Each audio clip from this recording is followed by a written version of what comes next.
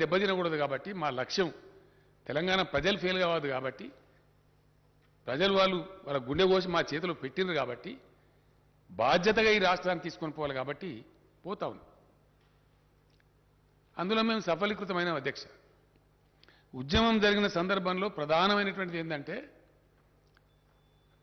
నీళ్లు, నిధులు, నియామకాలు. ఆ రోజు ఇంకా చాలా ఉన్నాయి, కానీ అస్తిత్వం ఉంది, సంస్కృతి ఉంది, భాష పరిరక్షణ ఉంది, అవన్నీ కూడా ఉన్నాయి. వాటితో పాటు ప్రధానమైనది ఏంటంటే మనిషికి నీళ్లు, నిధులు, ఈ మూడు కూడా ముఖ్యమైన నియామకాలు, ఉద్యోగాలు. తెలంగాణ ఉద్యోగం తెలంగాణకు రాదు, తెలంగాణ నీళ్లు తెలంగాణకు దక్కాయి, తెలంగాణ నిధులు మొత్తం తరలిపోతాయి. హుడా భూములు అమ్మి కదా అధ్యక్ష, హుడా భూములు అమ్మి వేరే ప్రాంతంలో ఖర్చు పెట్టారు. ఆ రోజున ఘనత వహించిన మన తెలంగాణ నాయకులు కూడా మౌనం పాటించారు, పదవుల కోసమో ఇంకో దానికోసం పెదవులు మూసిరు. ఫ్యాక్ట్ అది, చరిత్ర చెప్పిన సత్యం. అందువలన వాళ్ళు ఇష్టం వచ్చినట్టు ప్రహారం చేసిన వాళ్ళు జరిగింది. మూడు విషయాలు ప్రధానంగా భాషా పరిరక్షణ జరిగింది అధ్యక్ష. ఇలా తెలంగాణ భాష పెడితేనే సినిమా హీరో క్లిక్ అవుతున్నాడు తెలుగు సినిమాలో. ఒకప్పుడు జోకర్లో పెట్టింది. తెలంగాణ సంస్కృతి, బతుకమ్మ, బోనాలు, పోచమ్మ ఎంత వైభవంగా మా శ్రీనివాస్ యాదవ్ గారు నాతో ఎంత కొట్లాడతారో, మా హైదరాబాద్ నగర నాయకులు, మా దానం నాగేంద్ర వీళ్ళంతా, శాసనసభ్యులంతా వచ్చి సార్ 10 కాదు 15 కోట్లు కావాలి, 20 కోట్లు కావాలి, ఇంకా గుళ్ళకు ఎక్కువేయాలి, అర్చకులు కూడా మా గుళ్ళకు ఎక్కువేయాలి, ధూపదీప నైవేద్యం ప్రతి గుడికి ఇవ్వాలి. కలిగింది కాబట్టి కొట్లాడుతున్నారు, తీసుకుపోతున్నారు, పెడుతున్నారు, ప్రజలు సంతోషంగా అన్ని సంబరాలు చేసుకుంటున్నారు. తెలంగాణ భాష, సంస్కృతి, తెలంగాణ వైభవం, తెలంగాణ పండగలు ఎక్కడిది అధ్యక్ష అడిగితే మాట్లాడే దిక్కు సేవాలాల్ మహారాజ్ జయంతిని అధికారికంగా జరుపుతున్నాం, సమ్మక్క సారక్క జయంతి జరుపుతున్నాం,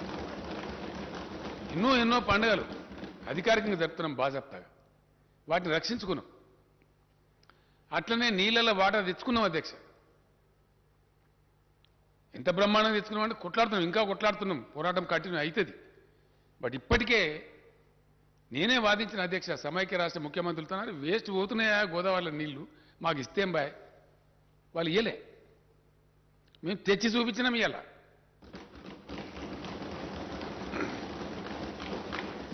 తమరే వచ్చిన అధ్యక్ష, తమరి ఆధ్వర్యంలోనే తమరి చేతోనే అచ్చంగా ఏప్రిల్ 24, 25 నాకు తెలియదు, హరీష్ రావు వీళ్ళంతా తీసుకెళ్ళి అక్కడ మెదక్లో నిజాం సాగర్ నింపినాం అధ్యక్ష. గత సంవత్సరం మనం హల్దీవాగులకు పంపించి బ్రహ్మాండంగా ఆ నుంచి మంజీలకు పంపించి నిజాం సాగర్ నింపినాం ఏప్రిల్ మేలో. ఇప్పుడు కూడా మొన్న హరీష్ రావు వీళ్ళంతా పోయి ఇప్పుడు కొత్త డిమాండ్ అధ్యక్ష, తెలంగాణలో వాగులు నింపని అడుగుతున్నారు. కాలువలు కాదు అధ్యక్ష, వాగులను నిలిచి కూడలి వాగులు ఇడిచి పెట్టాలి, హల్దీ వాగులు ఇడిచి పెట్టాలి, మంజీలలో ఇడిచి పెట్టాలి. ఎందుకు తెచ్చిన మీరు నీళ్ళు? నేను అడిగిన ఎందుకు తెచ్చిన నీళ్ళు మీరు గోదావరి నుంచి ఇంత కష్టపడి తెచ్చిందే ప్రజల కోసం, రైతుల కోసం అన్నప్పుడు ఇవ్వండి, విరివి ఇవ్వండి, విచ్చలవిడికి బ్రహ్మాండంగా ఇవ్వండి, వాళ్ళ హక్కు అని ఇస్తున్నాం. మంచిగా పంటలు ఎండిపోకుండా పండుతున్నాయి. పంటలు పండితే అధ్యక్ష పెద్ద ఆకాశం భూమి అంతుండే కేంద్ర ప్రభుత్వం మాకు సాదా కాదని ఎల్లెంకర పడ్డది, కొనలేమని. ఎంత పంట పండిస్తున్నాం అంటే మోసేటోడు సరిపోతలేడు, గోసేటోడు సరిపోతలేడు, గుంజేటోడు సరిపోతలేడు. 3 నెలల అధ్యక్ష ధాన్యం సేకరణ, 3 నెలలు. ఎన్ని డీసీఎంలు, ఎన్ని లారీలు, ఎన్ని 7,000 కొనుగోలు కేంద్రాలు పెడితే కూడా సరిపోతలేవు. ఫంక్షన్ హాల్స్ అవేంటి, ఎన్ని జూనియర్ కాలేజీలు, హై స్కూల్ అంత ధాన్యమే. రోడ్లు మొత్తం కల్లాలే, సగం రోడ్డు ఇచ్చి పెడతారు, సగం కల్లం పెడతారు అధ్యక్ష. అంటే నీళ్లు తెచ్చుకున్నాం, మంచినీళ్ళ కోస తీర్చుకున్నాం, కరెంటు కోస తీర్చుకున్నాం, కొంతవరకు ఒక దారికి వచ్చినాం. నిధులైతే ఆటోమేటిక్గా బడ్జెట్ తమరే పాస్ చేయిస్తున్నారు, మన పైసా మనకే ఖర్చు అవుతుంది. అది ఎంతనా కానీ కలిగినంతలో ఉన్నంతలో తెలంగాణ సరే. అది నిన్న ఆర్థిక మంత్రి గారు చెప్పారు, మళ్ళీ ఇప్పుడు చర్చ కూడా ఉంది, సభ్యులు మాట్లాడతారు, మంత్రి గారు సమాధానం చెప్తారు. బెస్ట్ పర్ఫార్మింగ్ స్టేట్ కింద ఉన్నాం. ఒక్క రూపాయి కూడా వేస్ట్ పోకుండా తెలంగాణ రూపాయి తెలంగాణకి ఖర్చు అవుతారు. నీళ్లలో చాలా వరకు సఫలీకృతమైనం, ఇంకా కావాల్సిన అక్కడ ఉంది, అంతిమ పోరాటాలు కొన్ని ఉన్నాయి, వాటాలు తేల్చే అక్కర్నది చాలా బలంగా కొట్లాడుతున్నారు మనులు. నిధుల విషయానికి వస్తే బడ్జెట్ మన బడ్జెట్ మనకే పాస్ అవుతుంది, మన పైసా మనకే ఖర్చు అవుతుంది, సార్థకమైంది. నియామకాలు ఈ నియామకాలకు సంబంధించి అధ్యక్ష ఉద్యోగాలకు సంబంధించి ఆంధ్రప్రదేశ్ రాష్ట్రం వాళ్ళకి అక్కసు విపరీతమైనటువంటి అర్ధరహితమైనటువంటి అనవసరమైనటువంటి వివాదాలు. కరెంటు ఉద్యోగస్తుల పంచాయతీ అధ్యక్ష సుప్రీంకోర్టు దాకా పోయింది. ఇయ్యాలటి దిగలే. 9th 10th షెడ్యూల్ సంస్థలు ఇంకా దిగలే. పంచాయతీ ఇంకా పెండింగే. అనవసరమైనటువంటిది. అంటే కాలికి పెడితే మెడకు, మెడకు పెడితే కాలికి, అంత గందరగోళమైన పరిస్థితి. తెలంగాణకు చరిత్ర ఉంది అధ్యక్ష. అంటే ఆంధ్రప్రదేశ్ రాష్ట్రం వాళ్ళు పెట్టే పంచాయతీ ఎంత అర్ధరహితంగా ఉందనేది ప్రజలకు తెలియాల్సిన అక్కర్ది, గౌరవ సభకు కూడా తెలియాల్సిన అక్కర్ది అధ్యక్ష. నిజాం రాజున్న కాలంలో ఆ మూసీ నది వంగితే వరదలు వచ్చినాయి అధ్యక్ష హైదరాబాద్. అప్పుడు ఆయన ఏం చేద్దాము, ఈ నగరాన్ని పౌరులను ఎట్లా రక్షించుకోవాలని మోక్షగుండం విశ్వేశ్వరయ్య గారిని పిలిపించి సలహా అడిగితే గండిపేట హిమాయస్తారండి గటబా, ఆ వరద దగ్గుతుంది, బాధ పోతుంది, ఇట్టు కాదని చెప్తే అప్పుడు కట్టిండి అధ్యక్ష. కట్టిన తర్వాత ఇక వరద బాధ పోయింది. అప్పుడు ఆ విశ్వేశ్వరయ్య గారి హానర్లో ఆ నిజాం గారు ఒక అక్కడ లంచ్ ఏర్పాటు చేస్తారు అధ్యక్ష. ఎక్కడ ఇప్పుడు మన అగ్రికల్చర్ యూనివర్సిటీ ఉన్న కాడ ఆ చెరువు కాడ దగ్గర కొబ్బరికాయను అది కొట్టి దాన్ని స్టార్ట్ చేసి వచ్చి అక్కడ లంచ్ ఏర్పాటు చేస్తారు. అప్పుడు పెట్టిండ్రు. అక్కడ విశ్వేశ్వరయ్య గారు ఉండి మంచి పని చేసినండి మీరు రాజుగారు, నిజాం గారు, మీరు ఇంకో రెండు మంచి పనులు చేయొచ్చు, ఈ నీళ్లు మంచివి, ఈ అనంతగిరి కొండల నుంచి ఓషధుల నుంచి వస్తాయి మంచి నీళ్ళు, అవి చాలా తాగితే కూడా పెయ్యి కూడా మంచిదే ఆరోగ్యాలకు. కాబట్టి హైదరాబాద్ డ్రింకింగ్ వాటర్ కోసం కూడా మీరు వాడుకోవచ్చు. అట్లాగే మంచి వ్యవసాయ పరిశోధన కేంద్రం పెట్టి కూడా వ్యవసాయం గురించి కూడా మీరు చేయొచ్చు అని చెప్తే అప్పుడు అప్పటికప్పుడే ఎక్కడైతే కూర్చొని భోంచేస్తున్నారో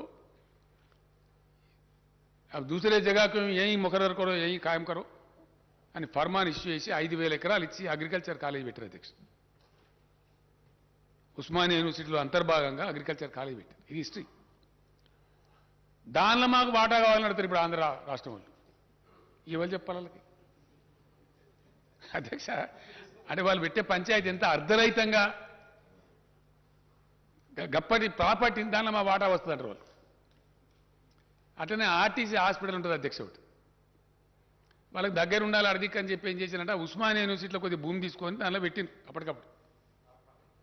అది ఇప్పుడు కూడా యూనివర్సిటీ భూమే, తారనాకల ఓయి భూమిలో పెట్టింది. అది సరే మన కార్మికులు మనకు కావాలి కదా, ఓ బందుకో మూలకు తీసుకొని పెట్టిరు. ఇప్పుడు కూడా ఉస్మానియా యూనివర్సిటీ భూమి అధ్యక్ష. దాన్న మా ఇస్తా కావాలంటారు వాళ్ళు. అర్థం ఉంటుంది దీనికి. అరే ఈ భూములన్నిటికీ చరిత్ర ఉంది, తెలంగాణ ప్రాపర్టీస్ అవి. ఈ పరిస్థితి అంటే కూడా వాళ్ళు వినకుండా కాలికి పెడితే మెడకు, మెడకు పెడితే కాలికి పెట్టి ఆ పంచాయతీ తెగనియే. ఉద్యోగస్తుల అధ్యక్ష ఇయ్యాలటికి అధ్యక్ష ఇప్పుడు రైట్ నౌ మన చీఫ్ సెక్రటరీ గారితో సహా ఒక 14 మంది ఐఏఎస్ ఆఫీసర్లు ఇంకా క్యాట్కు పోయి, కోర్టుకు పోయి, ఈడికి పోయి, ఆడికి పోయి వాళ్ళని ఇటు కాకుండా అటు కాకుండా బతకకుండా పంచాయతీ. ఇక మనకున్న మహత్తరమైన కేంద్ర ప్రభుత్వం చాలా గొప్ప ప్రభుత్వం ఉంది మనకు, మన కర్మానికి. ఎన్నిసార్లు పోయి చెప్తే మా అధ్యక్ష విమానం ఖర్చులు పెట్టి సస్తమే చేయరు. పరిష్కారం ఆర్బిట్రేట్ చేసి వాళ్ళ బాధ్యత, ఇట్ ఇస్ దర్ డ్యూటీ. పరిష్కారం చేయరు. ఆర్డర్ టు సర్వ్ అని ఆర్డర్ ఇచ్చారు అధ్యక్ష. ఎంత అనిచ్చిందంటే రాష్ట్రం ఏర్పడ్డ కొత్తలో అనుభవించినాం కాబట్టి మాకు తెలుసు ఆ బాధ. ఆర్డర్ టు సర్వ్ అని వర్క్ ఇచ్చిన ఐఏఎస్ అధికారి, ఐపీఎస్ అధికారి, వేరే అధికారులు मैं यहाँ रहता हूँ कि आंध्रा जाता हूँ, आंध्रा रहता हूँ कि तेलंगाना आता हूँ, समझ में ही नहीं आता. అట్లా ఒక 6 నెలలు. ఆ తర్వాత వాళ్ళు residuary state, Andhra being the residuary state, seniority वो लोग फाइनल करना. ఆర్డీఓ సీనియారిటీ ఫైనల్ చేయరు, డిఎస్పీ సీనియారిటీ ఫైనల్ చేయరు. ఆ లింకు పాతది. 1000 అధ్యక్ష దాదాపు 942 ఎన్నో సూపర్ న్యూమరీ పోస్ట్ చేయాల్సి వచ్చింది. ఇదంతా కూడా జరిగినటువంటి తతంగం. దీనిలో అధ్యక్ష గతంలో ముల్కీ రూల్స్ ఉండే తెలంగాణ 1919లో తెలంగాణ ప్రజలు ఉద్యమిస్తే అప్పుడున్న నిజాం రాజు ఇచ్చినటువంటి హక్కు అది. ఆంధ్రప్రదేశ్ ఏర్పడేప్పుడు జెంటిల్మెన్ అగ్రిమెంట్ అని పెట్టి దాన్ని కంటిన్యూ ఉంటుందని చెప్పారు. తర్వాత దాన్ని ఫ్లౌట్ చేశారు. సుప్రీంకోర్టు జడ్జిమెంట్ ఇచ్చింది అధ్యక్ష, దాన్ని కూడా కాలరాసి పరిస్థితి. రాజ్యాంగ సవరణ చేశారు. వెరిసి మొత్తం అన్యాయం జరిగింది. ఆ తదనంతరం జరిగిన దానిలో ముల్కీ రూల్స్ను మించినటువంటి స్పిరిట్ ఇంప్లిమెంట్ కావాలి తెలంగాణకు నిజంగా న్యాయం జరగాలంటే. అంత గొప్పగా పోవాలి. ఈ తతంగం అంతా జరిగి రాష్ట్రము అలా గెలవడము, ఉద్యమాలు జరగడం, ఆ ఉద్యమాలు అయిపోయి మళ్ళీ ఇప్పుడు రాష్ట్రం రావడం, ఆ తర్వాత ఏం జరగాలి అధ్యక్ష? మళ్ళా పటిష్టవంతమైనటువంటి రాష్ట్రపతి ఉత్తర్వులు రావాలి. శాశ్వత ప్రయోజనం చేకూరాలి. ఒక దినం, 2 దినాలు, 3 దినాలు, ఇవాళ రేపు ఆగమాగం కాదు కదా అధ్యక్ష. అందుకే నేను అన్నా, politics for TRS is a task, not a game. మా దృక్కోణం అట్లా ఉంటుంది, మా దృష్టికోణం అట్లుంటుంది. 2 రోజులు ఆలస్యమైనా దేరాయ దురుస్తాయ అన్నట్టు మంచిగా రావాలి, మంచిగా జరగాలి, పక్కా జరగాలి పని. ఆ కోణంతో పనిచేసినాం మేము. చేస్తూ కూడా ఏం చేసినాం? ఆంధ్ర వివాదం పరిష్కరించకున్నా మేము దాదాపుగా 1,12,000 కొత్త పోస్టులు మంజూరు చేసి 1,56,000 ఉద్యోగాలు నోటిఫై చేసినాం అధ్యక్ష. అందులో 1,33,942 ఉద్యోగాలు భర్తీ అయినాయి. మిగిలిన 22,000 చిల్లర ఉద్యోగాలు ప్రాసెస్ నడుస్తూ ఉంది. అది జరుగుతుంది. అంటే అప్పుడు ఇచ్చినటువంటి 1,56,000 ఉద్యోగాల నోటిఫికేషన్ ఒకటి అధ్యక్ష. ఆ తదనంతరం రాష్ట్రపతి ఉత్తర్వులు తీసుకురావడానికి పోతే మేము అడిగినాం, మేము ఎవరితోనైతే విడిపోయినామో, ఎవరితోనైతే వేరుబడి రాష్ట్రమైనామో, మాకు రేపు ప్రమాదం కూడా వాళ్ళతోనే ఉంటుంది కాబట్టి ఆ రక్షణ మాకు కావాలి. కాబట్టి మాకు మరాఠాలతోనో కర్ణాటకలతోనో కాదా బాబు, మా భాష వాళ్ళ భాష ఒకటే కాబట్టి మాకు ప్రమాదం ఉంటుంది. కాబట్టి ఖచ్చితంగా మాకు రక్షణ కావాలని చెప్పి రూల్స్ అన్ని తయారు చేసి ప్రెసిడెన్షియల్ ఆర్డర్, కొత్త రాష్ట్రపతి ఉత్తర్వులు సవరణ చేసి క్యాబినెట్ ఆమోదం చేసి పంపినాం. దానివల్ల పెండింగ్ పెట్టారు అధ్యక్ష కేంద్రంలో సుమారు ఒక ఏడాది. చివరికి నేనే 1కి 4 సార్లు పోయి అక్కడ ఒక ఐఏఎస్ అధికారుల బృందం, మన రామచంద్రరావు, మన ఫైనాన్స్ సెక్రటరీ గారు, అదే పని మన లా సెక్రటరీ గారు సంతోష్ రెడ్డి గారు, అదే పనికి అక్కడ పెట్టి ఆ న్యాయ విభాగం, ఈ విభాగం, ఆ విభాగం తిరిగి చివరికి రాష్ట్రపతి గారిని, ప్రధానమంత్రి గారిని నేనే పోయి కలిసిన అధ్యక్ష. ఒక 4 సార్లు 5 సార్లు కలిసి, అయ్యా మా ప్రాబ్లం ఇదే, దయచేసి అర్థం చేసుకోండి అని చెప్పి ఇలా తెలంగాణ సాధించినటువంటి ఒక గొప్ప విజయం అధ్యక్ష. ముల్కీ రూల్స్ స్ఫూర్తిలో తెలంగాణ హక్కులను శాశ్వత ప్రాతిపదికన పరిరక్షించడానికి ఏదో రాజకీయాల కోసం నీకోటి చాక్లెట్, నాకో బెల్లం, నీకో బిస్కెట్ కాదు అధ్యక్ష. మేము ఆ పని చేయలే. శాశ్వత ప్రాతిపదికన తెలంగాణ యువతకు వాళ్ళ ఉద్యోగాలు వాళ్ళకే దక్కేటట్టు 95% లోకల్ కోటాతో రాష్ట్రపతి ఉత్తర్వులు తెచ్చాం అధ్యక్ష.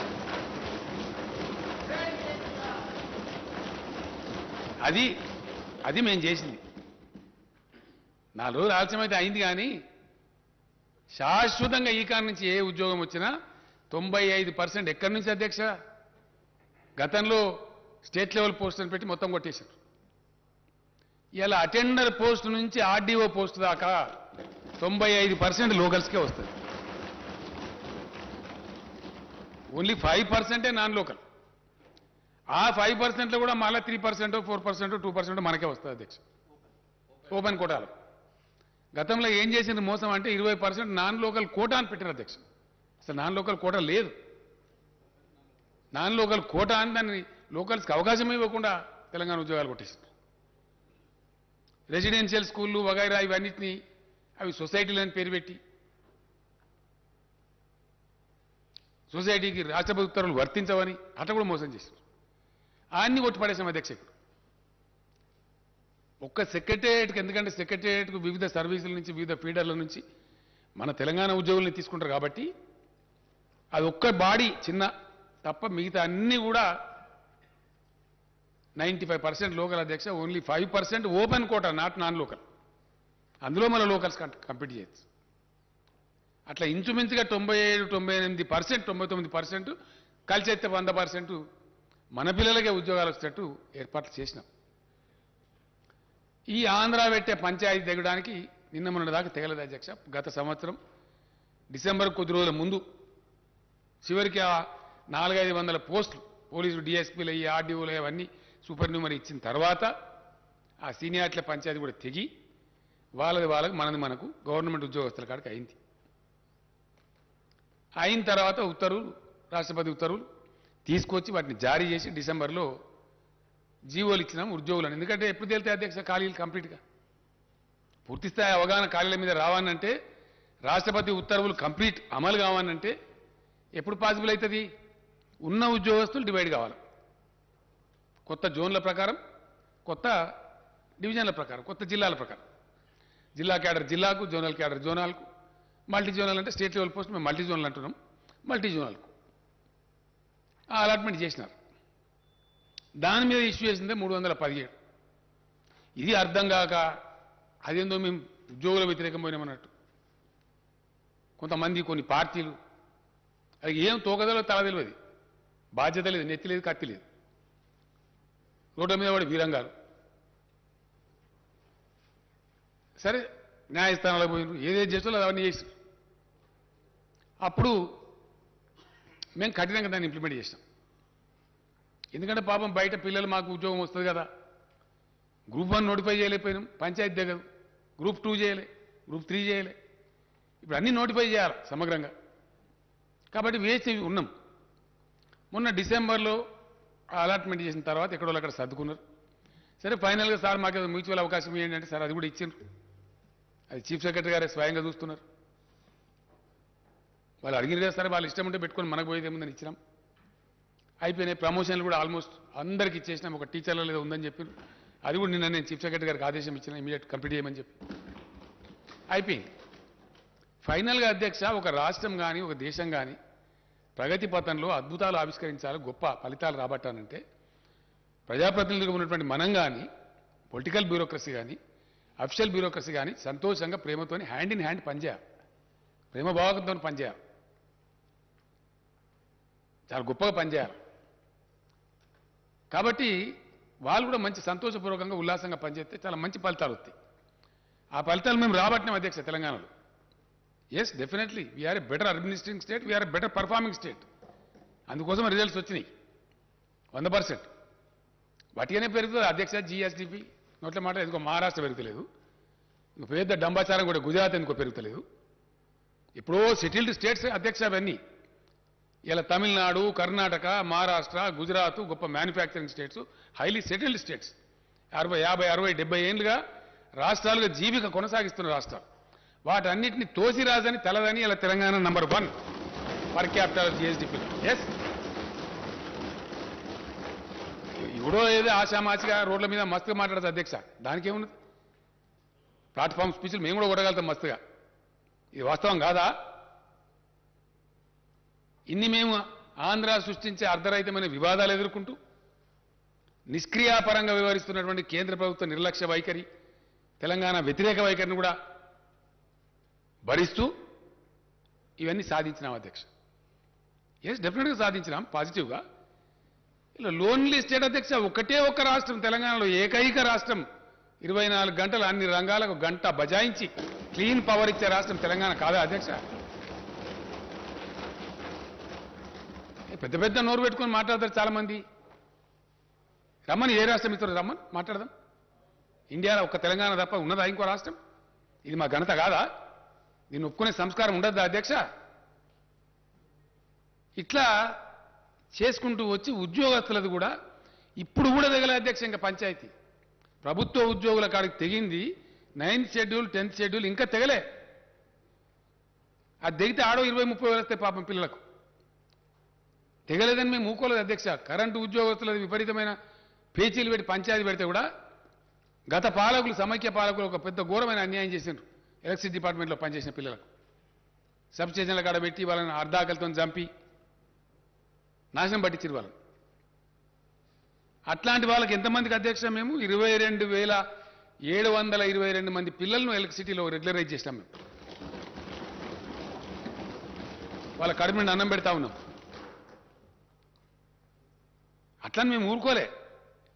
1.5 లక్ష పోస్టులు 1,55,000 నోటిఫై చేసినాం, 1,33,000 రిక్రూట్ చేసినాం, ఇంకో 20,000 ప్రాసెస్ జరుగుతూ ఉంది.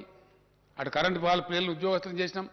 అన్నిటిని మించి అధ్యక్ష, ఇది కూడా చరిత్ర, ఫ్యాక్ట్, అన్నిటిని మించి మేము ఎంప్లాయీ ఫ్రెండ్లీ గవర్నమెంట్ అని ప్రకటించుకున్నాం అధ్యక్ష. Yes we are friendly. ఒక దుర్మార్గమైన విధానం సమైక్య పాలకులు చేసినారు.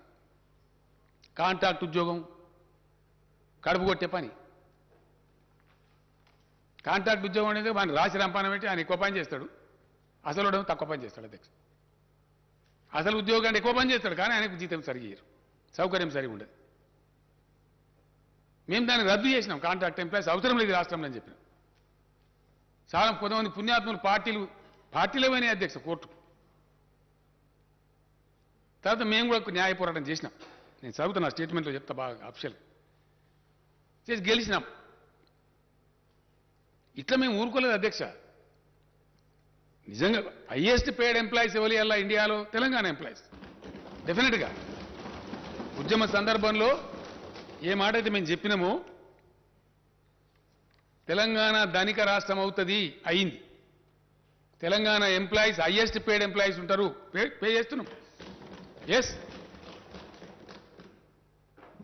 అధ్యక్ష, అన్నిటిని మించి ఇండియా మొత్తంలో ఏ కేంద్ర ప్రభుత్వం కానీ ఏ రాష్ట్రం కానీ చేయని విధంగా ఒక సంస్కారంతో చిన్న ఉద్యోగులకు కూడా న్యాయం జరగాలని చెప్పి 30% మొన్న పే రివిజన్ ఇస్తే వాళ్ళకు కూడా ఇచ్చినాం అధ్యక్ష. ప్రతి ఒక్కరికి ఇచ్చినాం. ట్రాఫిక్ కానిస్టేబుళ్లకు 30% బేసిక్ శాలరీ యొక్క రిస్క్ అలవెన్స్ ఇచ్చే ఒకటే ఒక రాష్ట్రం ఇండియాలో తెలంగాణ అధ్యక్ష. హైలీ పేడ్ హోమ్ గార్డ్స్ ఉండే రాష్ట్రం ఇండియాలో తెలంగాణ అధ్యక్ష. ఇట్లా అనేక చర్యలు తీసుకున్నాం. వాళ్ళకి రక్షణ ఇచ్చినాం, వాళ్ళ కడుపు నింపినాం. ఇవాళ పుట్టగొట్టే ప్రయత్నం చేయలే. నేను మా ఫైనాన్స్ సెక్రటరీ గారు రామచంద్రరావు గారు వస్తే రామచంద్రరావు గారు ఎందుకంటే ఆయన కాదని నడవదు కదా అధ్యక్ష. ఇండిసిప్లిన్ రావద్దు కదా. తెలంగాణ ఎప్పుడు కూడా బై డేట్ కూడా డిఫాల్ట్ చేయం అధ్యక్ష. అందుకే మనకు పచారం మన బాండ్లు 40 సంవత్సరాల బాండ్లు కూడా అమ్ముడు పోతాయి. ఏ రాష్ట్రం బాండ్లు అమ్ముడు పోవట్ల. 40 years బాండ్ అమ్ముతుంది తెలంగాణ, కొంటున్నారు హాట్ కేక్ లాగా. ఎందుకంటే వీ డోంట్ డిఫాల్ట్, ఉన్నంతలోనే తిందామని చెప్పి బయట ఏదో అవాకులు చెవాకులు మాట్లాడతారు అధ్యక్ష. లోయెస్ట్ అప్పులుండే రాష్ట్రం ఇలా ఇండియాలో తెలంగాణ, అతి తక్కువ. ఎస్ అకౌంట్స్ ఇచ్చినాం కదా అధ్యక్ష. ఆడిటర్ జనరల్ గారు ఇచ్చిన అకౌంట్స్ ఇచ్చినాం. We can discuss. తక్కువ, చాలా రాష్ట్రాల కన్నా తక్కువ అప్పులు ఉంటాయి. ఫిజికల్ ప్రుడెన్స్ మెయింటైన్ చేస్తాం, డిసిప్లిన్ మెయింటైన్ చేస్తాం, కడుపు కట్టుకొని నోరు కట్టుకొని అవినీతి రహితంగా పనిచేస్తూ ఉన్నాం. కాబట్టి ఇంత ప్రగతి రాగలుగుతారు. ఒక వాతావరణం బిల్డ్ అయితే ఈ ప్రగతి వస్తుంది. ఈ ప్రగతిని డిట్రాక్టర్స్ అంటే మా ఏకాగ్రతను చెడగొట్టాలని ప్రయత్నం చేసే డిట్రాక్టర్స్ ఎవరైతే ఉంటారో వాళ్ళు విశ్వ ప్రయత్నాలు చేసినా అది రాకుండా మేము ముందుకు పోతా ఉన్నాం. ఖచ్చితంగా అదేవిధంగా ముందుకు పోతాం అధ్యక్ష, అందులో అనుమానం కూడా లేదు. ఇవాళ నిరుద్యోగ యువత పాపం పిల్లలు, నిరుద్యోగ యువకుల తల్లిదండ్రులు బయట ఎదురు చూస్తూ ఉన్నారు. హౌస్ ఉంది కాబట్టి as a matter of respect to the house, సాంప్రదాయాలు తెలిసిన వాళ్ళం కాబట్టి, మర్యాద కాబట్టి. నిన్న వనపర్తిలో చాలా పెద్ద సంఖ్యలో వచ్చిన అధ్యక్ష జనం, చాలా పెద్ద బహిరంగ సభ, అక్కడ చెప్పి ఉంటాను నేను. కానీ సభ కొలువు తీరున్నది కాబట్టి ఒక పాలసీ డెసిషన్ సభలో చెప్పాలి కాబట్టి నేను అక్కడ చెప్పలేదు. పిల్లలు చూస్తారు కదా అనే ఉద్దేశంతో 10 గంటలకు టీవీ కార్డు ఉండినా రేపు ప్రకటన చేస్తామని చెప్పినాం. అంతే కదా అధ్యక్ష. నేను చాలా సంతోషంగా ప్రకటిస్తా ఉన్నా, రేపు రాబోయే రోజులలో షెడ్యూల్ 9, షెడ్యూల్ 10 కూడా పరిష్కారం అయితే, అంటే వివిధ ప్రభుత్వ రంగ సంస్థల అధ్యక్ష తమకు తెలియంది కాదు, దాదాపు 40-50 ఉంటాయి. ఆ వివాదం కూడా ఈ ఆంధ్రతో పరిష్కారం అయిపోతే అక్కడ కూడా అవకాశాలు ఏర్పడతాయి. ఇక మన అనుకూలంగా మన తెలంగాణ కాంటెక్స్ట్లో మనం కొన్ని పాతే తీసేస్తాం కావచ్చు, కొన్ని కొత్త కార్పొరేషన్లు పెట్టుకోవడం కావచ్చు, అక్కడ కూడా అవకాశాలు వస్తాయి. అవి మళ్ళీ రావచ్చు, 10,000, 20,000 ఎన్ని స్థానం వస్తాయి. అవి కాకుండా ఇప్పుడు పరిష్కారమైనటువంటి దాని ప్రకారంగా మొత్తం తెలంగాణ మన ఉద్యోగుల విభజన చేసిన తర్వాత స్టేట్మెంట్ చదువుతా అధ్యక్ష, ఒక వర్డ్ చెప్పి తమ అనుమతితోని. మొత్తం ఈరోజు 91,147 ఖాళీలు ఏర్పడాయి అధ్యక్ష.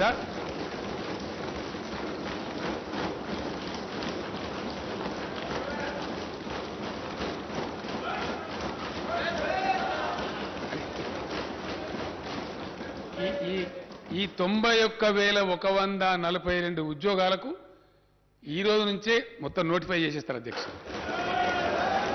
టుడే ఇట్ సెల్ఫ్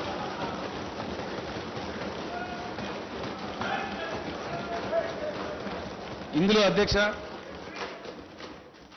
ఇందులో నేను స్టేట్మెంట్ చదివే ముందు ఒక విషయం చెప్పాల్సిన అక్కడ బాధ్యత నా మీద ఉంటుంది.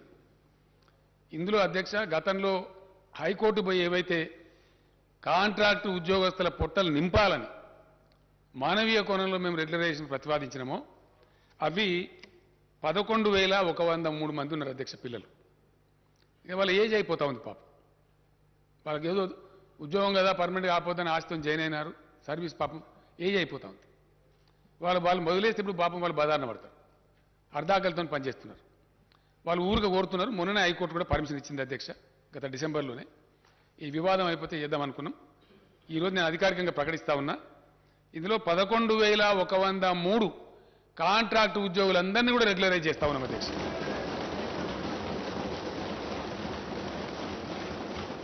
మిగిలినటువంటి తమరు ప్రతిపాదించిన మన లెజిస్లేచర్ ఉద్యోగాలు కూడా ఉన్నాయి అధ్యక్ష. అది కూడా చెప్తే నేను డీటెయిల్స్ వస్తాయి. 80,039 ఉద్యోగాలకు తక్షణం ఈ రోజు నుంచే సంబంధిత శాఖలకు నోటిఫికేషన్లు ఇష్యూ అవుతాయి అధ్యక్ష. దీంట్లో విద్యాశాఖలోనే సుమారు 25 నుంచి 30,000 వస్తున్నాయి అధ్యక్ష. ఇది స్కూల్ ఎడ్యుకేషన్ కావచ్చు, హైయర్ ఎడ్యుకేషన్ కావచ్చు, యూనివర్సిటీలు కావచ్చు, ఎక్కడ ఖాళీ లేకుండా భర్తీ చేస్తా ఉన్నాం అధ్యక్ష. నేను తమ అనుమతితో స్టేట్మెంట్ చదువుతా సార్. అధ్యక్ష, తెలంగాణ పోరాట నినాదమే నీళ్లు, నిధులు, నియామకాలు. రాష్ట్రం ఏర్పడిన తర్వాత తెలంగాణ నిధులు తెలంగాణకే దక్కుతున్నాయి. తెలంగాణ అవసరాలకు తగినట్టుగా సాగునీటి ప్రాజెక్టులు నిర్మించుకుంటూ ఉన్నాం. నియామక ఇవ్వండి వాళ్ళకి ఇవ్వలేదండి.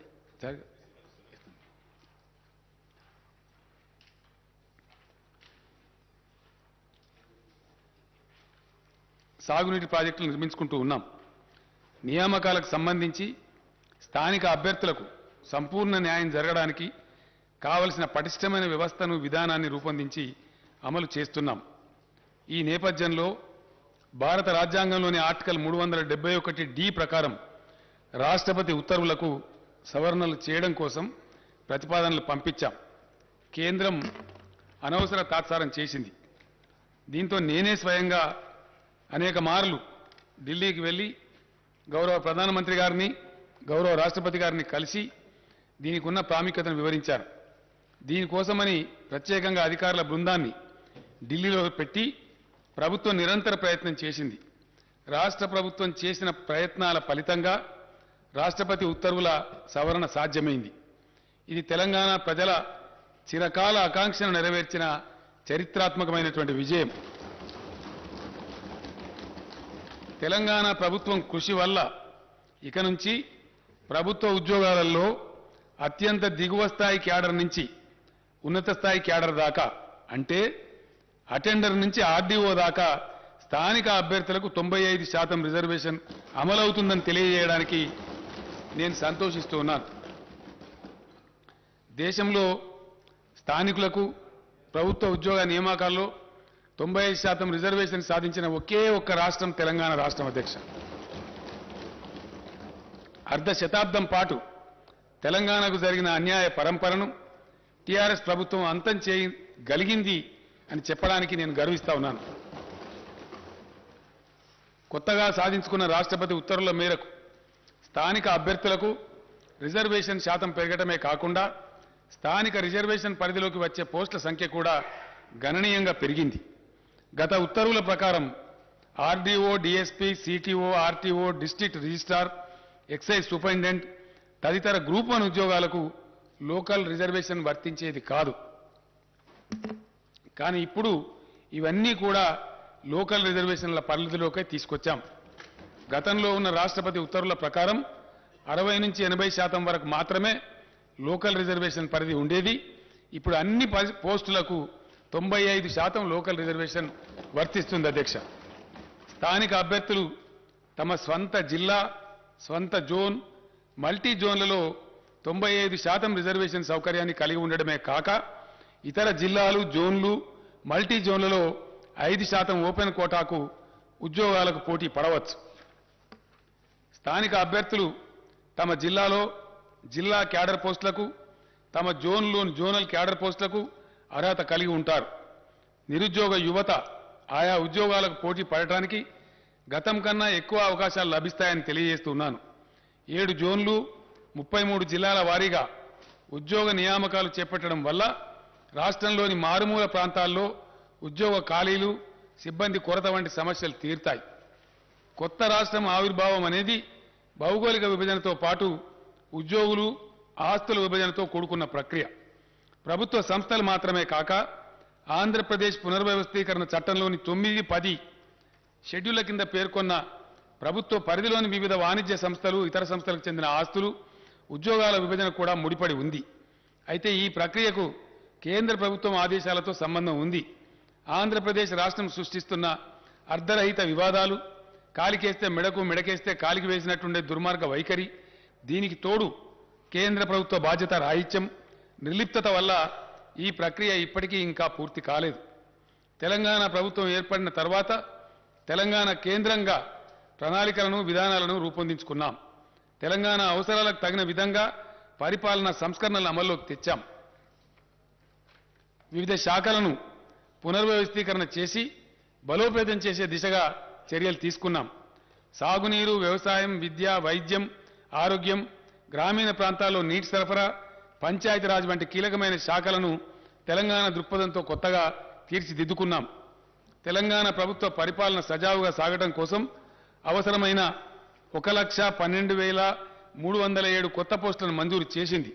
దీంతో పాటు రాష్ట్రంలో ఖాళీగా ఉన్న పోస్టులను గుర్తించి మొత్తం 1,56,254 పోస్టులు భర్తీ చేయాలని నిర్ణయించి ఇప్పటి వరకు 1,33,942 పోస్టులను భర్తీ చేసింది. మిగిలిన పోస్టుల భర్తీ ప్రక్రియ కొనసాగుతూ ఉన్నది. కొత్తగా ఏర్పడిన మల్టీ జోన్ల వివరాలు ఈ కింది విధంగా ఉన్నాయి. జోన్ 1 కాళేశ్వరం జోన్ అధ్యక్ష, ఆసిఫాబాద్, అంటే ఇందులో ఉన్న జిల్లాల పేర్లు నేను చెప్తా ఉన్నా అధ్యక్ష. ఆసిఫాబాద్, కుమ్రం భీం, మంచిర్యాల, పెద్దపల్లి, జయశంకర్, భూపాలపల్లి, ములుగు జిల్లాలు జోన్ కాళేశ్వరంలో జోన్ 1లో ఉన్నాయి అధ్యక్ష. బాసర జోన్, జోన్ 2, ఆదిలాబాద్, నిర్మల్, నిజామాబాద్, జగిత్యాల జిల్లాలు ఈ బాసర జోన్లో ఉన్నాయి అధ్యక్ష. అదేవిధంగా వేములవాడ రాజన్న జోన్, కరీంనగర్, రాజన్న సిరిసిల్ల, సిద్దిపేట, మెదక్, కామారెడ్డి జిల్లాలు రాజన్న జోన్లో ఉన్నాయి అధ్యక్ష. భద్రాద్రి జోన్, కొత్తగూడెం భద్రాద్రి, ఖమ్మం, మహబూబాబాద్, వరంగల్, హన్మకొండ జిల్లాలు ఈ భద్రాద్రి జోన్లో ఉన్నాయి అధ్యక్ష. అదేవిధంగా జోన్ 5 యాదాద్రి జోన్, సూర్యాపేట, నల్లగొండ, యాదాద్రి భువనగిరి, జనగాం జిల్లాలు యాదాద్రి జోన్లో ఉన్నాయి అధ్యక్ష. చారిత్రాత్మక చార్మినార్ జోన్, చార్మినార్ జోన్లో మేడ్చల్, మల్కాజిగిరి, హైదరాబాద్, రంగారెడ్డి, సంగారెడ్డి, వికారాబాద్ జిల్లాలు ఇందులో అంతర్భాగంగా ఉన్నాయి అధ్యక్ష. జోన్ 7 జోగులాంబ జోన్, మహబూబ్ నగర్, నారాయణపేట, జోగులాంబ, గద్వాల, వనపర్తి, నాగర్ కర్నూలు జిల్లాలు జోన్ 7లో ఉన్నాయి అధ్యక్ష. రాష్ట్ర ప్రభుత్వం ప్రతిపాదించిన సవరణలకు గౌరవ రాష్ట్రపతి గారు ఆమోదం తెలపడంతో 2021లో తుది ఉత్తర్వులు జారీ అయ్యాయి. ఈ ఉత్తర్వులకు అనుగుణంగా స్థానిక క్యాడర్ వ్యవస్థీకరణ ప్రక్రియ గతేడాది ఆగస్టులో పూర్తి అయింది. పలు ఉద్యోగ సంఘాలతో చర్చల తర్వాత ప్రస్తుత ఉద్యోగులను కొత్త స్థానిక క్యాడర్ల కింద కేటాయించే ప్రక్రియను గతేడాది డిసెంబర్లో ప్రభుత్వం పూర్తి చేసింది. దీంతో ప్రతి జిల్లా, జోనల్, మల్టీ జోనల్ కొత్త స్థానిక క్యాడర్లలో నేరుగా భర్తీ చేయాల్సిన ఖాళీల వివరాలపై స్పష్టత వచ్చింది. ఖాళీల భర్తీ గురించి నోటిఫికేషన్లు జారీ చేయడానికి మార్గం సుగమమైంది. ఉమ్మడి రాష్ట్రం నుంచి తెలంగాణకు కాంట్రాక్టు ఉద్యోగులు వారసత్వంగా లభించారు. ప్రభుత్వ రంగంలో ఇంత పెద్ద సంఖ్యలో కాంట్రాక్టు ఉద్యోగులు ఉండటం సబబు కాదని తెలంగాణ ప్రభుత్వం భావించింది. ఈ నేపథ్యంలోనే రాష్ట్రం ఏర్పాటైన కొత్తలోనే 2014 జూన్ 2 నాటికి కాంట్రాక్టు ఉద్యోగులుగా పనిచేస్తున్న వారిని మానవీయ దృక్పథంతో ప్రభుత్వం రెగ్యులర్ చేయాలని నిర్ణయించింది. అయితే కొన్ని రాజకీయ పార్టీలు సంకుచిత మనస్తత్వంతో కోర్టులు కేసులు వేసిన నేపథ్యంలో హైకోర్టు జారీ చేసిన తాత్కాలిక ఉత్తర్వుల కారణంగా ఈ ప్రక్రియ మధ్యలో నిలిచిపోయింది. ప్రభుత్వం పట్టువిడవకుండా న్యాయ పోరాటం చేసింది. ప్రభుత్వ పోరాటం ఫలితంగా గతేడాది డిసెంబర్ 7న సంబంధిత రిట్ పిటిషన్లను కొట్టేస్తూ హైకోర్టు ఆదేశాలను వెలువరించింది.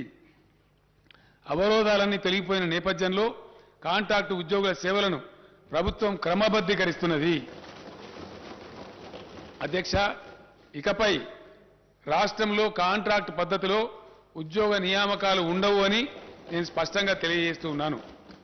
యూనివర్సిటీల్లో 2020 బోధన పోస్టులను 2774 బోధనేతర పోస్టులను భర్తీ చేయాలని ప్రభుత్వం ప్రతిపాదించింది. దీంతో మొత్తం ప్రత్యక్ష నియామక ఖాళీలు 91,142గా ఉన్నాయని తేలింది. కాంట్రాక్టు ఉద్యోగుల రెగ్యులరైజేషన్ పోగా రాష్ట్రంలో నేరుగా నియామకం చేయాల్సిన ఖాళీల సంఖ్య 80,039గా ఉన్నట్టు తేలింది. ఈ పోస్టుల భర్తీని వెంటనే చేపట్టాలని ప్రభుత్వం నిర్ణయించిందనే శుభవార్తను రాష్ట్ర నిరుద్యోగ యువతకు నేను తెలియజేయడానికి సంతోషిస్తా ఉన్నాను. అధ్యక్ష, ఈ భర్తీ ప్రక్రియ వల్ల ఏటా సుమారు 7,000 కోట్ల రూపాయల అదనపు భారం రాష్ట్ర ఖజానాపై పడుతుంది. అయినా కూడా ప్రభుత్వం ఈ సాహసోపేత నిర్ణయాన్ని తీసుకుందని నేను తెలియజేస్తున్నాను. ఇక నుంచి అధ్యక్ష, ప్రభుత్వ ఉద్యోగంలో ఉండేటువంటి ఖాళీలు, వీటి మీద రకరకాల అపోహలు, ఇష్టం వచ్చిన స్టేట్మెంట్లు, ఎవరు పడితే వాళ్ళు ఇవ్వటం అంతా జరుగుతూ ఉంది. అదంతా కూడా తీసివేసి యువకులకు స్పష్టత ఉండడానికి, టోటల్ ట్రాన్స్పరెన్సీ తేవడానికి కొత్త పాలసీ తెస్తా ఉన్నాం. ఇక నుంచి ఖాళీలను ముందే గుర్తించి ప్రతి సంవత్సరం ఉద్యోగాల భర్తీ క్యాలెండర్ను ప్రకటించి పారదర్శకంగా నియామకాలు చేపట్టాలని ప్రభుత్వం నిర్ణయం తీసుకుంది. ఈ మేరకు అన్ని విభాగాలు తమ వద్ద ప్రతి సంవత్సరం ఏర్పడే ఖాళీల వివరాలను సిద్ధం చేస్తాయి. నోటిఫికేషన్ల జారీ కోసం ఆయా నియామక సంస్థలకు సమాచారం ఇస్తాయి. ఉద్యోగార్థులు అన్ని నియామక పరీక్షల్లో పోటీ పడేందుకు వీలుగా మధ్యలో తగిన వ్యవధి ఇస్తూ నోటిఫికేషన్లు విడుదల చేయాలని ప్రభుత్వం నిర్ణయించింది. పోలీస్ శాఖ వంటి యూనిఫామ్ సర్వీసులు మినహా ఇతర ప్రత్యక్ష నియామకాల్లో గరిష్ట వయో పరిమితిని 10 ఏళ్లకు పెంచాలని ప్రభుత్వం నిర్ణయించింది. దీనివల్ల మరింత మంది ఉద్యోగార్థులకు ప్రభుత్వం అవకాశం కల్పిస్తున్నది. ఈ నిర్ణయం వల్ల ఓసీలకు 44 సంవత్సరాలు, ఎస్సీ ఎస్టీ బీసీలకు 49 సంవత్సరాలకు, దివ్యాంగులకు 54 ఏళ్లకు గరిష్ట పరిమితి పెరుగుతుందని నేను సభకు తెలియజేస్తున్నాను. స్థానిక క్యాడర్ విభాగాల వారీగా ఈ పోస్టుల వివరాలు కింది విధంగా ఉన్నాయి. అధ్యక్ష, దీని ద్వారా వచ్చే రిజల్టాంట్ వేకెన్సీస్ గ్రూప్ 1 కేటగిరీ అధ్యక్ష, దానిలో దాదాపు 16 నుంచి 20 వరకు కేటగిరీలు ఉన్నాయి. ఆర్డీఓ, డిఎస్పీ, ఆర్టీఓ, సిటీఓ వగైరా వగైరా ఉంటాయి. అందరికి సభ వారికి తెలిసిందే. అందులో గ్రూప్ 1 కింద 503 పోస్టులను ఇమీడియట్గా నోటిఫై చేస్తా ఉన్నారు. గ్రూప్ 2 కింద 582 పోస్టులను ఇమీడియట్గా నోటిఫై చేస్తారు అధ్యక్ష. గ్రూప్ 3 కింద 1,373 పోస్టులు ఉన్నాయి అధ్యక్ష. గ్రూప్ 4 కింద 9,168 పోస్టులు ఉన్నాయి అధ్యక్ష. అదేవిధంగా జిల్లాలలో జిల్లా క్యాడర్గా ఉంటాయి అధ్యక్ష. దీనిలో నేను మనవి చేస్తా ఉంది ఏంటంటే గౌరవ సభ్యులకు, గతంలో ఈ అవకాశం ఉండేది కాదు అధ్యక్ష. మారుమూల ప్రాంతాల ఉద్యోగాలు కొద్దిగా తెలివైన వాళ్ళు కొట్టేసేవాళ్ళు. ఇప్పుడు ఎక్కడికక్కడనే ఉద్యోగ అవకాశం రావాలి కాబట్టి భూపాలపల్లి జిల్లాకు భూపాలపల్లిని రావాలా, ములుగు జిల్లాకు ములుగులనే రావాలా, గద్వాలలో రావాలా, ఆసిఫాబాద్లో రావాలి. కాబట్టి లోకల్ క్యాడర్ కూడా నూతన రాష్ట్రపతి ఉత్తర్వుల ప్రకారం నిర్ణయం చేశాం. ఇప్పుడు నేను మనవి చేస్తాను తమరికి, జిల్లా క్యాడర్ పోస్టులు 39,829. ఇవి ఏ జిల్లాకు ఆ జిల్లానే వస్తాయి అధ్యక్ష. నేను వివరాలు చెప్తాను. జోనల్ పోస్టులు, ఇందాక నేను చదివినటువంటి 7 జోన్లలో ఉన్నటువంటి పోస్టులు ఆ జోన్ వాళ్ళకే చెందుతాయి. 18,866 ఉద్యోగాలు. మల్టీ జోనల్ పోస్టులు 13,170. విశ్వవిద్యాలయాలు, సచివాలయం, హెచ్ఓడీలు వగైరా కలిపి 8,147 ఉద్యోగాలు. అధ్యక్ష, జిల్లాల వారీగా అంటే ఏ జిల్లాకు ఆ జిల్లాకే తక్షణం లభించే ఉద్యోగాల సంఖ్య ఎక్కడ వాళ్ళకి అక్కడనే వస్తుంది అధ్యక్ష. అక్కడనే నియామక ఉత్తర్వులు ఇస్తారు. హైదరాబాద్ 5,268, నిజామాబాద్ 1,976, మేడ్చల్ మల్కాజ్గిరి 1,769 మంది, రంగారెడ్డి 1,561, కరీంనగర్ 1,465, నల్లగొండ 1,398, కామారెడ్డి 1,340, ఖమ్మం 1,340, భద్రాద్రి కొత్తగూడెం 1,316, నాగర్ కర్నూలు జిల్లా 1,257, సంగారెడ్డి జిల్లా 1,243, మహబూబ్ నగర్ జిల్లా 1,213, ఆదిలాబాద్ జిల్లా 1,193, సిద్దిపేట జిల్లా 1178, మహబూబాబాద్ జిల్లా 1172, హనుమకొండ జిల్లా 1157, మెదక్ జిల్లా 1149, జగిత్యాల జిల్లా 1063, మంచిర్యాల జిల్లా 1025, యాదాద్రి భువనగిరి 1010, జయశంకర్ భూపాలపల్లి 918, నిర్మల్ జిల్లా 876, వరంగల్ జిల్లా 842, కొమరంభీం ఆసిఫాబాద్ 825, పెద్దపల్లి జిల్లా 800, జనగామ జిల్లా 760, నారాయణపేట జిల్లా 741, వికారాబాద్ జిల్లా 738, సూర్యాపేట జిల్లా 719, ములుగు జిల్లా 696, జోగులాంబ గద్వాల 662, రాజన్న సిరిసిల్ల 601, వనపర్తి జిల్లా 556, మొత్తం 39,829 అధ్యక్ష. డైరెక్ట్ రిక్రూట్మెంట్ వేకెన్సీలు జోనల్ వారీగా అధ్యక్ష, అంటే జోనల్ పోస్టులు. Zone 1 Kaleshwaram 1630, zone 2 Basara 2328, zone 3 Rajanna 2403, zone 4 Bhadradri 2858, zone 5 Yadadri 2160, zone 6 Charminar 5297, zone 7 Jogulamba 2190, మొత్తం 18,866 అధ్యక్ష. దీంతో పాటు మల్టీ జోనల్ పోస్ట్ ఇందాక నేను మనవి చేసినటువంటి ఆర్డీఓ, డిఎస్పీ వగైరా వగైరా అధ్యక్ష ఒక 15-20 కేటగిరీలు ఉన్నాయి. దానిలో సిటీఓ, ఆర్టీఓ ఇవన్నీ కూడా ఉంటాయి. ఎక్సైజ్ సూపరింటెండెంట్, డైరెక్ట్ రిక్రూట్మెంట్ అధ్యక్ష.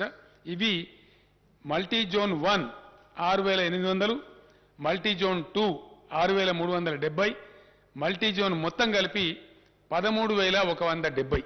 ఈ విధంగా ఈ వేకెన్సీలు కూడా ఇమ్మీడియట్ నోటిఫై చేస్తారు అధ్యక్ష. దీని తర్వాత డిపార్ట్మెంట్ వారీగా నేను మనవి చేస్తా ఉన్నా స్టేట్ వైడ్గా. హోంశాఖలో 18,334, సెకండరీ ఎడ్యుకేషన్ అంటే టీచర్ పోస్టులు వగైరా ఉంటాయి అధ్యక్ష 13,086, హెల్త్ మెడికల్ ఫ్యామిలీ వెల్ఫేర్లో 12,755, హయ్యర్ ఎడ్యుకేషన్ అగైన్ ఎడ్యుకేషన్ అధ్యక్ష అంటే కాలేజ్ ఎడ్యుకేషన్లో 7,878, బీసీల సంక్షేమం 4,311, రెవెన్యూ డిపార్ట్మెంట్ అంటే నూతనంగా ఏర్పడ్డ మండలాలు, డివిజన్లు, జిల్లాల వారీగా పోస్టుల భర్తీ అధ్యక్ష. Revenue department 3,560, scheduled caste development department 2,879, irrigation మరియు కమాండ్ ఏరియా డెవలప్మెంట్ 2,692, ట్రైబల్ వెల్ఫేర్లో 2,399, మైనార్టీ వెల్ఫేర్లో 1,825, environment, forest and technology 1,598, Panchayati Raj మరియు రూరల్ డెవలప్మెంట్లో 1,455, లేబర్ మరియు ఎంప్లాయ్మెంట్ 1,221, ఫైనాన్స్ డిపార్ట్మెంట్లో 1,146, మహిళలు పిల్లలు అంటే మహిళా శిశు సంక్షేమం, హ్యాండిక్యాప్డ్ అండ్ సీనియర్ సిటిజన్స్ డిపార్ట్మెంట్లో 895, మున్సిపల్ అడ్మినిస్ట్రేషన్లో 859, అగ్రికల్చర్ మరియు కోఆపరేషన్లో 801, ట్రాన్స్పోర్ట్ రోడ్ బిల్డింగ్స్లో 563, న్యాయశాఖలో 386, ఎనిమల్ హస్బెండరీలో 353, జీఐడీలో 343, ఇండస్ట్రీస్ డిపార్ట్మెంట్లో 233, యూత్ టూరిజంలో 184, ప్లానింగ్ డిపార్ట్మెంట్లో 136, సివిల్ సప్లైస్ డిపార్ట్మెంట్లో 106, లెజిస్లేచర్లో అధ్యక్ష మన శాసనసభలో 25, ఎనర్జీలో అంటే పవర్ డిపార్ట్మెంట్లో 16, మొత్తం కలిపి 80,039 ఉద్యోగాలు వెంటనే తక్షణమే నోటిఫికేషన్లు విడుదల చేసి రిక్రూట్మెంట్ ప్రక్రియ మొదలవుతుందని చెప్పి సభ ద్వారా గౌరవ సభ్యులకు, తమ ద్వారా గౌరవ సభ్యులకు, సభకు, తద్వారా రాష్ట్ర ప్రజానీకానికి తెలియజేస్తున్న అధ్యక్ష. ధన్యవాదాలు తెలియజేస్తాను.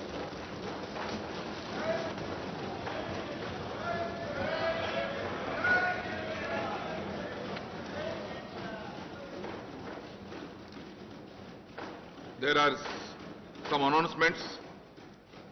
All the papers included in today's agenda are deemed to have been placed and laid on the table of the House.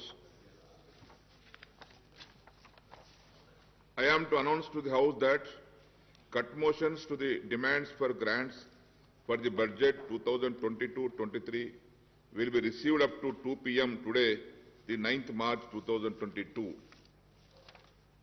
One more announcement. I am to announce to the House that I have nominated the following members to be on the panel of chairmen for the second meeting of 8th session: Sri Dharamsot Reddy Nayak, Sri Muhammad Mozam Khan, Sri Hanuman Sinde, Sri Manchireddy Kishan Reddy. Now, general discussion on the annual finance statement budget for the 2022-23. I request Sri Akbaruddin Owaisi Garu to initiate the general discussion on the annual finance statement budget for the year 2022-23. Honorable Speaker, sir. Sir, before I go on the discussion on the budget, state budget for the year 2022 and 2023, I would like to congratulate the Honorable Chief Minister Sahab for making the announcement for the recruitment in the government department. बहुत देर से ये मुतालिबा था और आज chief minister साहब ने इस ऐवान के जरिए रियासत की आवाम में एक खुशी की लहर दौड़ा दी कि इतने सारे तकर्रुरात का ऐलान किया, ना सिर्फ वैकेंसीज को फिल करने का ऐलान किया बल्कि उसके साथ ही साथ ये भी ऐलान किया कि जितने भी जो लोग काम कर रहे थे कॉन्ट्रैक्ट बेसिस पे उनको भी रेगुलर करेंगे और सालाना हर वैकेंसी जब भी आएगी उसको पुर किया जाएगा। ये काबिल मुबारकबाद इक़दाम है जिसके लिए मैं अपनी पार्टी की जानिब से चीफ मिनिस्टर साहब को, रियासती हुकूमत को दिल की गहराइयों से मुबारकबाद देता हूं।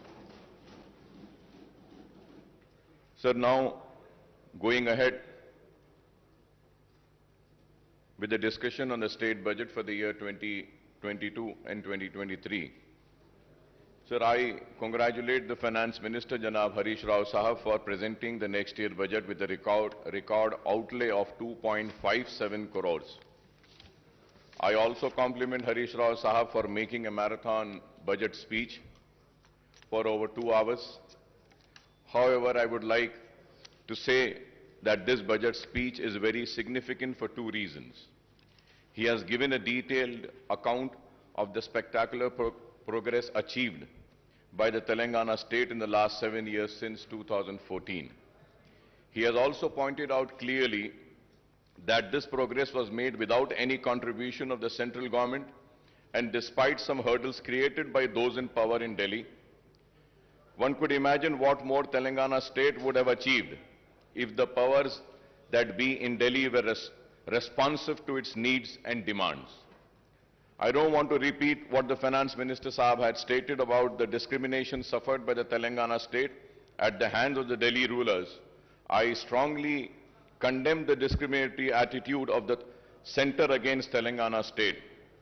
In the recent past, the central government has tried to snatch away the power of the state through several legislation and actions.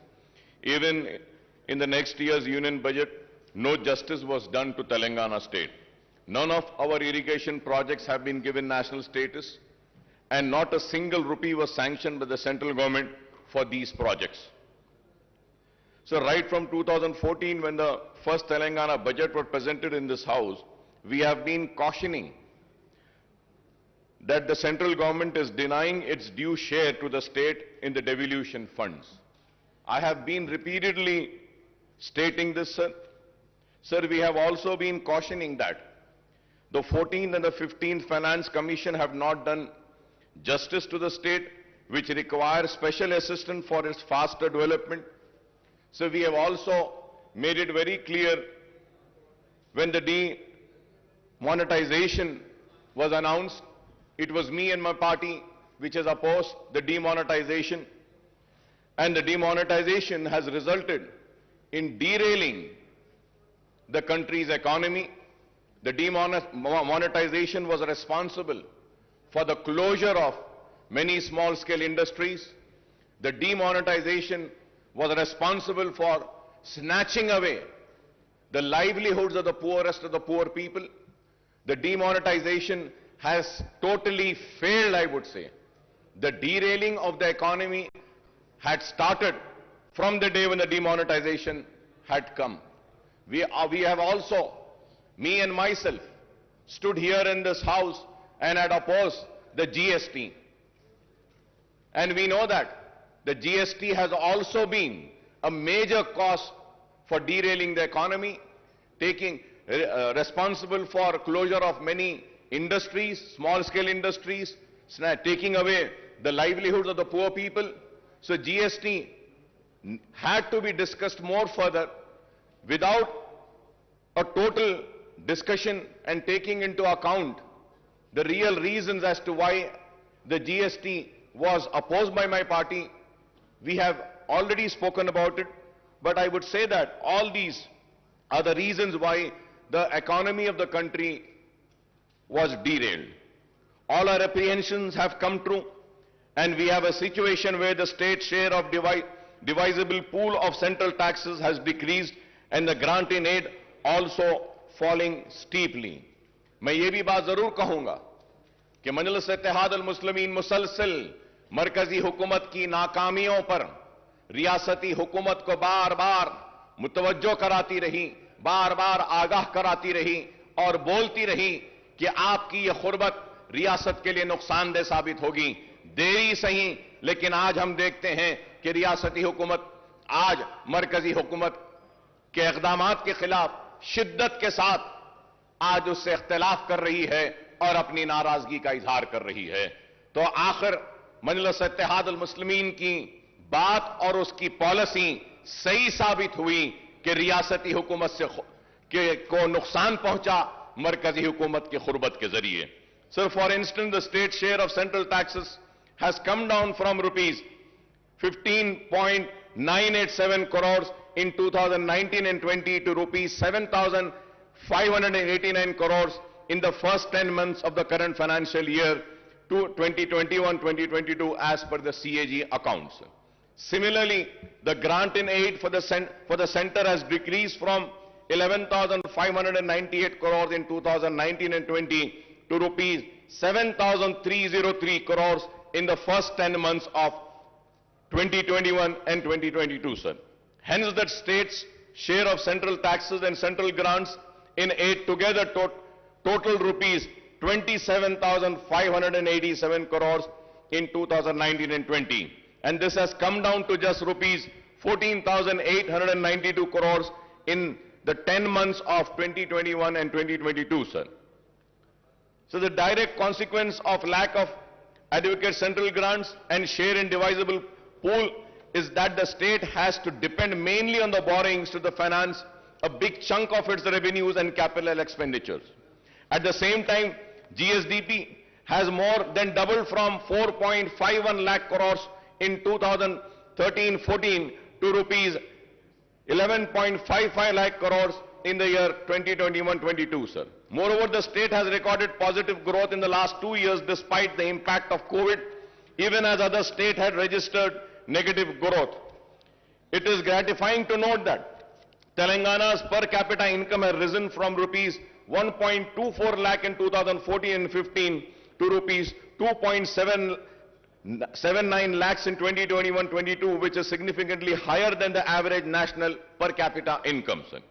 Coming to the state budget estimates for the next financial year, the finance minister has projected total revenue and expenditure of rupees 2.57 lakhs crores.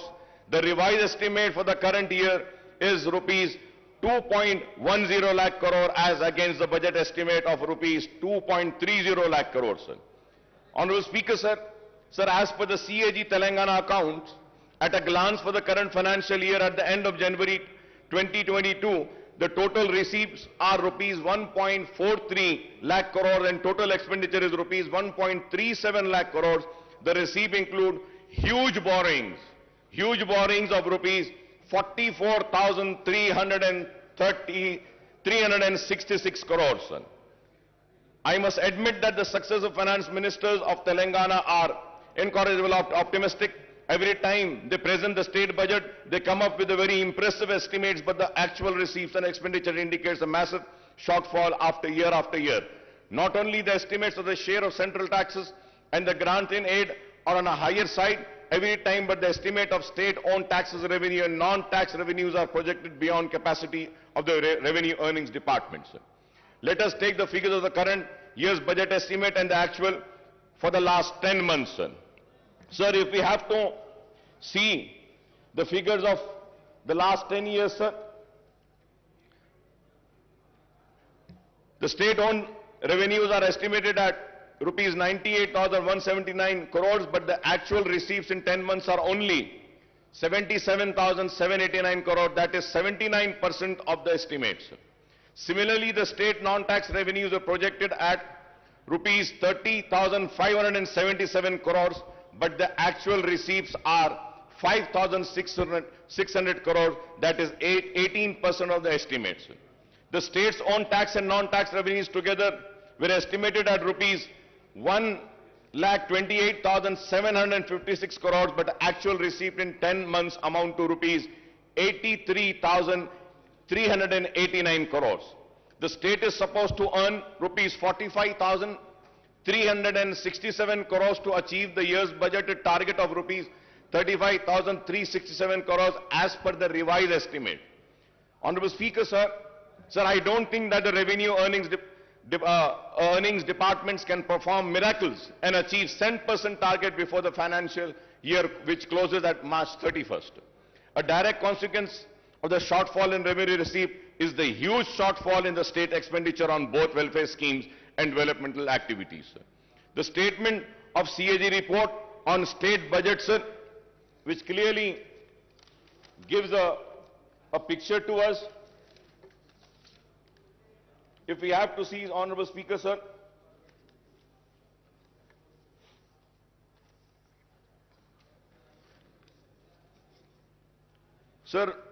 further going ahead with the rising debt, sir,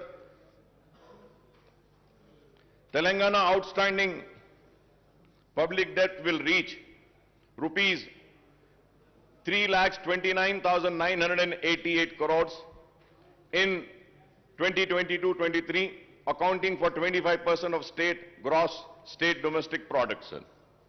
Sir, Honorable Speaker, sir, going further ahead, in the year 2019 and 20, the outstanding public debt stood at rupees 2,05,858 crores.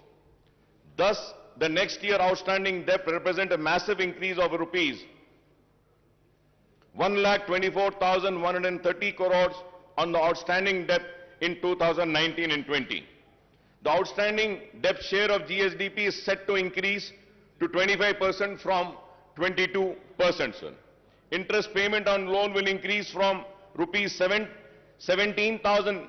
This is a very important point, sir. Interest payment on loan will increase from rupees 17,584 crores in 2021-22 to rupees 18,911 crores in 2020 to 2023, and the debt repayment of principal amount will also increase from 6,460 in 2021-22 to rupees 8,336 crores in the year 2022-23. Sir, we may say that raising a loan is acceptable, but it should only be used for capital expenditure. Sir, I may point out that the actual debt component will be much higher than the projected figures. So the loan raised by the various corporations and bodies, including the Greater Hyderabad Municipal Corporation, are not shown in these figures, but these should also be considered outstanding debts because the state government stand guarantee to these loans. The loan amount should be spent on infrastructure project rather than welfare schemes, Honorable Speaker, sir. And I hope that when the Honorable Finance Minister would reply, he would also give me the details of the loans raised by various corporations, sir. Honorable Speaker, sir, as per the CAG report, budget allocated and actual revenues and expenditure, if we have to see, sir, for the financial year 2021, the budget estimate was 2,21,686.54. Then the actuals were 1,42,688. That amounts to 64% only. When we see 2021, the budget estimate was 1,76,393.20. The actuals were 1,45,599.95. The percentage is 82.54. 2019 and 20, 1,37,226.53. Actuals were 1,32,508.87. Percentage was 96.56. 2018 and 19, 1,67,859.35. The actuals were 1,25,554.70. That is 74.80. 2017 and 18, budget estimate was 1,44,986.52. The actuals were 1,15,887.35. 2016 and 17, budget estimate 1,27,266.59. The actuals were 1,17,799.40. That is 92.56%. 2015 and 16, 1,11,974 was the budget estimate. 1,11,974.82. The actuals were 96,051.29. That amounts to 85.78%. 2014 and 15, the budget estimate was 97,563.61. The actuals were 63,323.29. That was 64%, sir. Sir, when we see the budget estimate and the actuals, now let us see the table of the expenditure. Sir, when we see the expenditure for the year 2021 and 2022, sir, again if we see the budget estimate was 1,98,430.21, but the actuals were 1,37,190.44. That was 69.14 in the year financial year 21-22. When we go to financial year 2020 and 2021, the budget estimate was 1,60,731.00, but the actual expenditure was 1,34,731.68. That is 83.82%, sir. For the financial year 2019 and 20, the expenditure, budget estimate expenditure was 1,28,330.51, but the actuals were 1,23,809.09. 2018 and 19, the actual expenditure was, budget estimated was 1,58,823.80, but the actual expenditure was 1,16,804.25. That amounts to 73%, sir.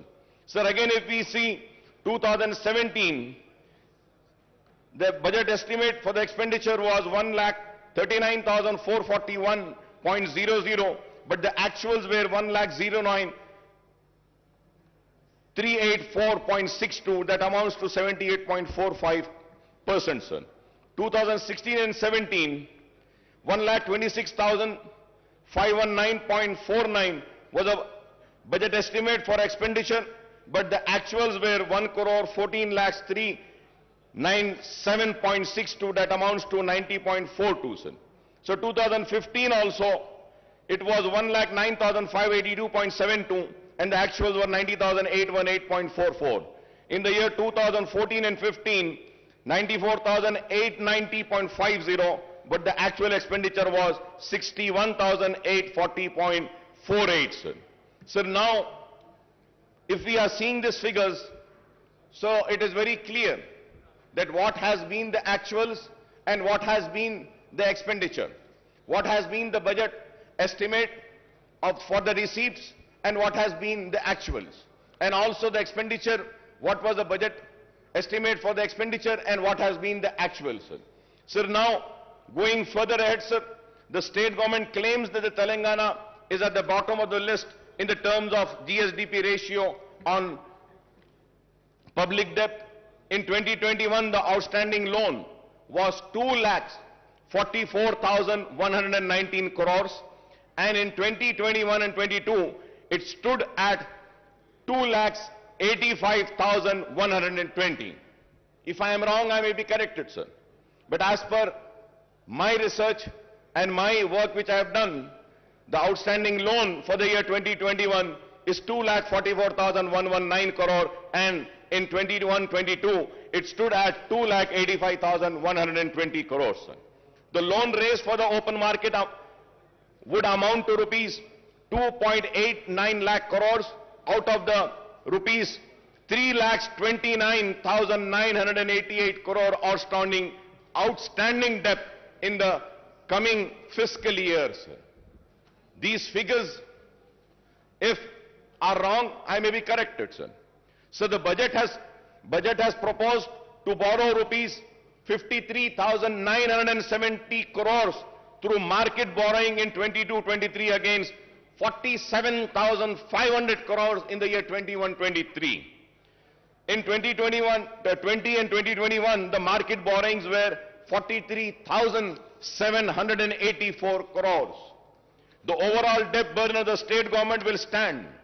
The important point, Honorable Speaker, sir, the overall debt burden of the state government will stand at 3,29,988 crores, including market borrowings of rupees 2,89,873 crores loan from the central government amounting to rupees 7,188 crore loan from autonomous bodies, rupees 13,591 crores special security, small saving and provident fund, etc., rupees 19,336. So this is the state of loans. So I would like to welcome the important announcement made by the Finance Minister Saab in the budget speech. The government has increased the Arogyasri reimbursement limit from rupees 2 lakh to 5 lakhs for routine procedures and up to 10 lakhs for transplant. However, Honorable Speaker, sir, the allocation for Arogyasri has come down from rupees 720 crores to 605 crore in the next year's budget, sir. Sir, at the same time, Honorable Speaker, sir, I would like to bring across is that the rates which have been fixed by Arogyasri are the rates which have been fixed long back, more than 15 years back. The rates were fixed. The rates needs to be revised. The revision of rates are very important. Many private hospitals are not admitting the Arogyasri patients. The reason is that the rates are very low. And most important, Honorable Speaker, sir, जब एक बीमार critical condition में आता है, critical care के लिए जब आता है और उसको सीसीयू में अगर ले जाना पड़ता है, Honorable Speaker, sir, the rates of Arogyasri are only 4,000 rupees. Critical care unit में 4,000 में तो इलाज नहीं हो सकता. Sir, many hospitals in CCUs, they charge 40,000, 50,000, and few hospitals charge 1 lakh rupee a day. And the hospitals which MIM party runs, 2 hospitals we run. Sir, in those hospitals we charge only 11,000. No profit, no loss basis. But still, Arogyasri is giving only 4,000 rupees. So with this, we cannot treat the poorest of poor patient. So kindly through you, I request the Honorable Health Minister, also the Finance Minister, to kindly look into this and please revise the rates of Arogyasri, because it's the responsibility of the government to provide good health care and good education to the people. Sir, going further ahead, sir, the diet charges for cancer and TB patients have been increased from rupees 56,000 to rupees 112 and rupees 40 to rupees 80 for other patients, and this is welcome relief, sir. Sir, I may recall that in the previous budget session also I had raised the issue of pending bills of the private hospitals under Arogyasri, but the issue is yet to be sorted out, and I hope that these issues are being taken care of, sir. Sir, I also welcome the announcement that the first women university in the state of Telangana will be established soon. I understand that the University College for Women at Koti, which is an autonomous college under Osmania University, will be upgraded to be a women's university.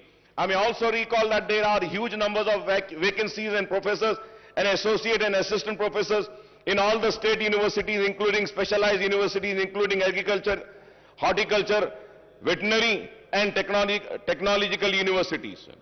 Sir, there are vacancies of lecturers also in government degree, polytechnic and junior colleges. There are vacancies of lecturers also in the government degree in polytechnic and junior colleges. I request the government to take an early decision on the issue of raising the retirement age of the university faculty in all state and specialized universities to 65 years on par with the faculty of medical college. Sir, I request the government to decide on the organization to take up the recruitment of the university faculty and the government lecturers, that is whether it should be done by Telangana State Public Service Commission or Telangana State Council for Higher Education or a new recruitment board to be constituted. Well, now we have announced that we are going to fill up all the vacancies. This is very important, sir. This is very important. I request the government to decide on the organization to take up the recruitment of the university faculty and the government lecturers, that is whether it should be done by Telangana State Public Service Commission or State Council of Higher Education or a new recruitment board to be constituted, sir. So I repeated this point because it's very important. After the announcement made today by the Honorable Chief Minister Sahab, sir, after a gap of 3 years, the government has decided to implement the lowered age limit of Asra pension from 65 years to 57 years. Sir, I may point out that as many as 3.3 lakh applications with the earlier age limit are pending and 7.80 lakh new applications have been received after reduction in the age limit. So I would like to also say that almost 11.10 lakh applications have to be cleared immediately to disburse the old age pension from new financial year commencing on 1st of April. Sir, in the last 7.5 years, the government has spent 46,650 crores on Asra pension and the number of beneficiaries have gone up to 38.41, sir. I would like to congratulate the government for this Asra pension, sir. It is very good, sir, that we are doing a wonderful work in Asra pension, and I think it is the only state in the entire country which has given or sanctioned so many applications, sir.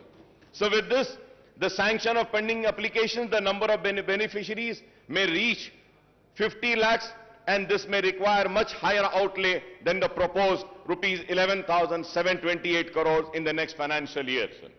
Sir, when it is going to go to 50 lakhs, I don't think 11,78,000 crores which has been allocated for the next budget would not be sufficient.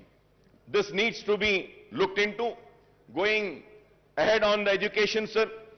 Sir, we also have welcomed Mana Uru Mana Badi and Mana Basti Mana Badi program launched by Honorable Chief Minister Janab KCR Sahab on Monday. The government has taken the initiative to introduce English medium in all the government schools on par with corporate school. Under the Mana Badi scheme, provision of infrastructure in all the government schools will be taken up in phased manner. However, while infrastructure development necessary, what is more important is that the filling up of all teaching, non-teaching posts in the government schools, which has been announced today by the Honorable Chief Minister Sahab. And about 26 lakh students are studying and 1 lakh teacher posts are sanctioned in the government schools across the state. Official estimate that there are about 25,000 vacancies, and I hope after the announcement of today, the vacancies, including the Urdu medium, vacancies of 530 teachers posts of all types of posts in the school education department. First promotion would be completed in the district level, which are pending for the last 20 years. The remaining posts will be filled through direct recruitment, and but out of the 4,379 posts of headmaster, 1,946 posts are vacant, and I hope after today's announcement, these vacant posts will be filled. In 594 mandals and 528 mandal education officers posts are also sanctioned.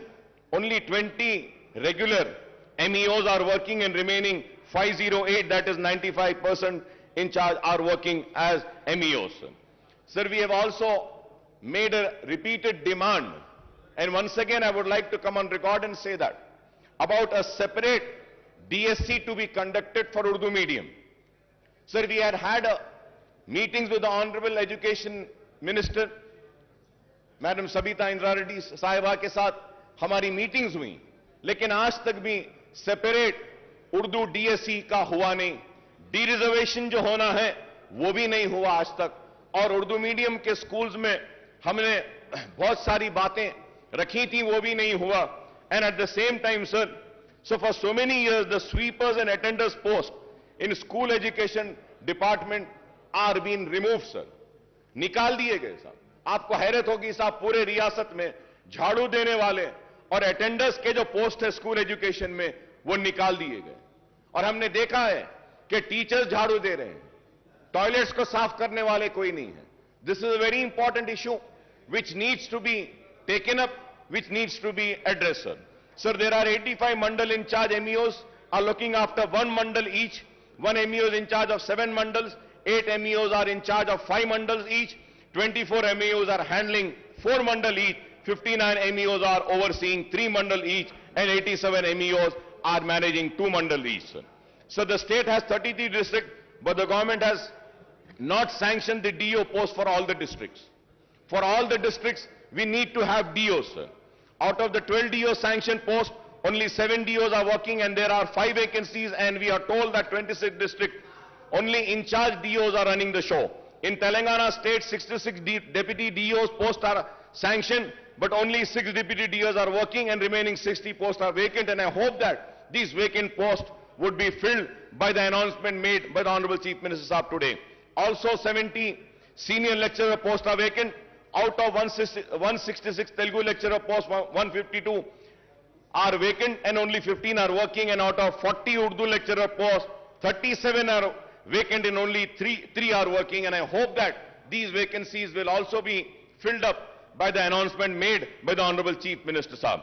Sir, at the same time, sir, so Honorable Speaker, sir, I might sound very bad, and my friends and colleagues might feel very offended, but sir, I am not here to offend anybody. I am here to bring to your kind notice, sir. Sir, we have a sanctity of this house. Sir, we have to maintain the decorum of this house. We have to keep the honor of this house alive. Sir, in this house, the leader of the house, Chief Minister Saab, had announced on my request and on my demand, sanctioning 20 crores to Falaknuma Educational Campus. He had announced sanctioning amount to Chanchalguda Educational Campus.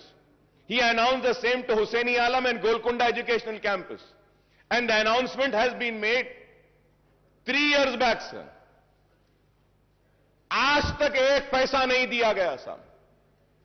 मैं आपको मेरी बात बुरी दिखेगी, लेकिन अगर कोई member अपनी सीट पर से उठकर यहां अगर वेल में आता है तो उसको सस्पेंड कर दिया जाता है, लेकिन जो अनाउंसमेंट इस ऐवान में होता है उसको पूरा नहीं किया जाता, तो उसके ऊपर आपको फैसला लेना पड़ेगा स्पीकर साहब। अगर नहीं करना है तो अनाउंस ना कीजिए, मेहरबानी होगी नहीं करिए। इस ऐवान के लिए कह रहा हूं मैं, इसके वखार के लिए, इसकी इज्जत के लिए कह रहा हूं। अगर इस ऐवान में होने वाले अनाउंसमेंट को पूरा नहीं किया जाता तो फिर यह ऐवान की इज्जत की धज्जियां उड़ाने के बराबर है। तो मैं आपके जरिए हुकूमत से मुतालबा करूंगा कि जो ऐलान किया गया फलकनुमा कैंपस के लिए, जो ऐलान किया गया गोलकुंडा कैंपस के लिए, जो ऐलान किया गया हुसैनी आलम कैंपस के लिए, जो ऐलान किया गया चंचलगुड़ा कैंपस के लिए, वो ऐलान को पूरा करिए बराए मेहरबानी। Sir, going to GHMC, sir, so the finance minister had recounted the infrastructure development taken up in the GHMC area since 2014, particularly under SRDP, CRMP and SNDP. However, the fact remains that the state government has not provided grants to the GHMC for taking up these work, and hence the GHMC has to go for massive borrowings from the banks and also raising the municipal bond to finance these projects, sir. Sir, the GHMC has raised bonds of 1,000 crores and borrowed 3,900 crores for SRDP work, 1,500 crores for CRMP work, and 858 crore for SNDP work, sir. Some of the SNDP works costing to rupees 225 crores are taken up in the surrounding municipality and municipal corporation with the GHMC borrowing. From 2014 onwards, GHMC is in serious financial crisis as the grant for both the central government and the state government have decreased considerably, and the state government is not even paying property tax of rupees 300 crores per annum on its buildings, sir. जो government के building हैं उसकी property tax के जो 300 करोड़ है वो भी GHMC को नहीं दी जाती. On the other hand, the GHMC is paying 1 crore every day, that is rupees 365 crores per annum for repayment of loan and interest on borrowing. Honorable Speaker, sir, every day the GHMC is paying 1 crore. Sir, at the same time, sir, under the 14th and 15th Finance Commission grant, the central government sanctioned funds amounting to rupees 300 crores and rupees 1,000 crore respectively to the GHMC, but these have not been realized by the state government. With the introduction of TSB pass for building permission, the building permit fees is deposited with the state treasury and the GHMC is not getting this amount. Sir, मैं घर बनाना चाहता हूं, घर बनाने के permission के लिए पैसे भरता हूं, वो पैसे जीएचएमसी में नहीं आते हैं सर, वो गवर्नमेंट ट्रेजरी में चले जाते हैं. सर, ये जीएचएमसी में घर बन रहा है, परमिशन जीएचएमसी दे रही है, तो पैसा तो जीएचएमसी को आना चाहिए, लेकिन ऐसे नहीं हो रहा है sir. So the GHMC's own revenues are meant for paying staff salaries and for the maintenance work and for major works and project funds. Projects funds have to be sanctioned with the state government. I want to know how many projects in GHMC are funded by the state government from 2014 onwards, sir. GHMC के जो भी projects हैं, government की तरफ से क्या दिया जा रहा है? Now maintenance and new works in GHMC have come to a halt from July 2021 and onwards, since payments were not made to GHMC contractors. The contractors' dues are rupees 300 crores and the government should release the fund for development of work to GHMC to clear this fund. Most of the 2,000 contractors at GHMC are petty contractors whose livelihood depends on GHMC work. Sir, I also have the statement, sir. Abstract of MAUD department budget for 7 years.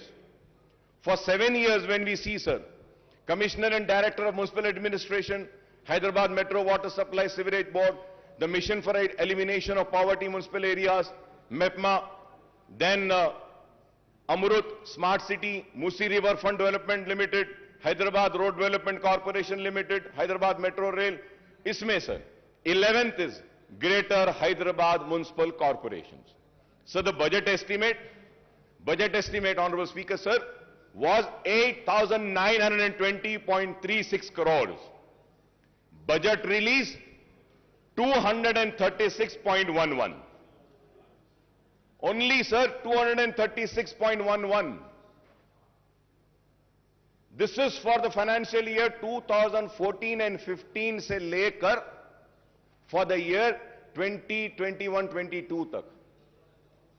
Last 7.5-8 years में 8,990.36 करोड़ का ऐलान किया, लेकिन budget release 236 crore का हुआ और expenditure. Sir, now we have to see what has been the expenditure. Sir, out of 8,920, 236.11 was released and the expenditure is how much, sir? Only 2 crore 65 lakhs. 2 crore 65 lakhs. If I am wrong, I may be corrected. If I am wrong, I may be corrected. These are the figures which has been given. So it is very sad, sir. Sir, also, in this house, sir, an announcement was made about the notarized document to be treated as registered document. Ministers की एक committee भी बनाई गई। Sir आज तक भी कुछ नहीं हुआ। सर मैं आपके जरिए हुकूमत से फिर से अपील करना चाहता हूं कि नोटराइज डॉक्यूमेंट को रजिस्टर्ड डॉक्यूमेंट ट्रीट करिए। कई लोग परेशान हैं, कई लोग अपनी जमीन बेच नहीं सकते, कई लोग आज घर नहीं बना सकते, खर्च नहीं ले रहे हैं। इस ऐवान में ऐलान किया गया कि नोटराइज डॉक्यूमेंट को रजिस्टर ट्रीट किया जाएगा। मैं उम्मीद करता हूं कि हुकूमत जल्द से जल्द इस पर भी गौर करेगी। Honourable speaker sir, in the last, or I would say in this session only 5 months earlier, 5 महीने पहले, ये नया सेशन नहीं है, ये तो वही सेशन चल रहा है। तो आज से 5 महीने पहले ये ऐलान किया गया था कि सीसीपी प्रोजेक्ट लिया जाएगा, चार मीनार पेडेस्ट्रियनाइजेशन प्रोजेक्ट। सर कब से चार मीनार पेडेस्ट्रियनाइजेशन प्रोजेक्ट चल रहा है? सर कब कंप्लीट होगा, कब खत्म होगा, कब चार मीनार इस्तांबुल बनेगा? यह एक सवाल है। और उसके बाद जवाब में यह बोला गया कि खुली कुतुब शाह के जरिए चार मीनार पेडेस्ट्रियनाइजेशन का प्रोजेक्ट करेंगे, खुली कुतुब शाह के जरिए नए पुल के पास जो ब्रिजेस है वो बनाएंगे, खुली कुतुब शाह को और काम देंगे। सर खुली कुतुब शाह का जो पहला जितना बजट लास्ट ईयर दिए थे उससे और कम कर दिया गया। आप बजट एलोकेशन कम करेंगे, लास्ट ईयर जितना बजट दिया गया था that was sufficient enough only for the payment of salaries of Kuli Qutub Shah urban development authority employees, और अब कुछ भी नहीं किया गया। Sir pending works of nalas and sports and the stadiums are still pending. In my constituency, sir, one stadium work was started 10 years back, sir. It is more than 10 years that it is yet to be completed. Sir, we have spoken about the nalas 5 months earlier when we have the assembly session. That time we spoke about nalas. We spoke about the breach जो शिगाफ आया था तालाबों में, जिसकी वजह से नुकसान हुआ था लोगों को, उसके बारे में बात करें। और हमने कई तजावीज दिए। मैं बड़ी मौजरत के साथ ऑनरेबल स्पीकर साहब कह रहा हूं, मेरे दोस्त काबिल दोस्त को बुरा दिखेगा, खराब दिखेगा मेरे काबिल दोस्त को, केटी रामाराव साहब को, जिनकी मैं बहुत इज्जत करता हूं, एहतराम करता हूं। लेकिन ऑनरेबल स्पीकर साहब, इस ऐवान में कहा गया था कि अकबर साहब हम मीटिंग बुलाते हैं, बैठते हैं। दशहरा गया, दिवाली गई, दिवाली के बाद क्रिसमस गया, न्यू ईयर गई, संक्रांति गया,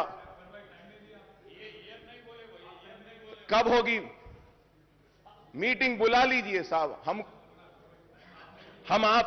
साहब हमारे पास पूरा टाइम है, आप जब बोले जब हम आ जाते हैं आपके पास, जब आप बोले आ जाएंगे। एक मीटिंग उसकी बुला लीजिए। Sir going to Hyderabad metro rail, Sir, we welcome the announcement that Hyderabad Metro Rail has been allocated rupees 500 crores in the next in the next year's budget for taking up works on the long pending connectivity to the old city from Mahatma Gandhi bus station Imliban to Falaknuma under corridor 2 of 5.5 kilometers. बार बार इल्जाम था हुकूमत पर और मजलिस पर भी कि metro old city में नहीं आई, लेकिन इस बजट एलोकेशन के बाद हमको उम्मीद है कि मेट्रो जरूर दौड़ेगी पुराने शहर में भी।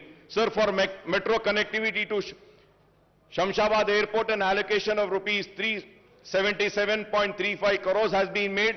The project has been awaiting government nod for the 32 kilometers elevated work from Gachibowli for the last couple of years.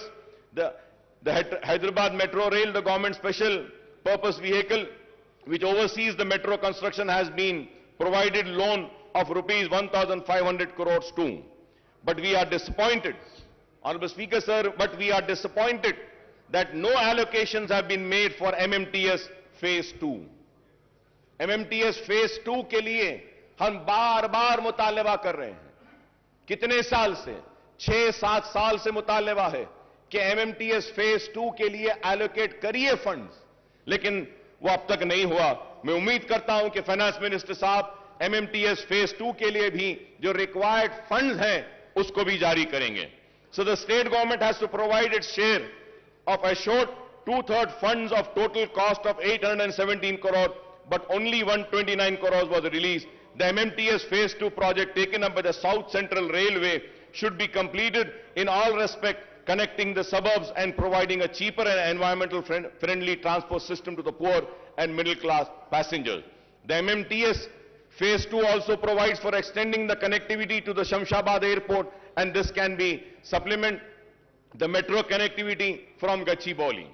So about 2 BHK with an objective to providing a dignified dwelling of decent size, the government is implementing 2 BHK program. The government has sanctioned 2.91 lakh houses all over the state and 1 lakh in the GHMC area. However, in the 15 assembly segments of Hyderabad district, only 9,453 houses are sanctioned and 24 locations, and there is no 2 BHK housing site in Charminar, Amberpet segment, sir.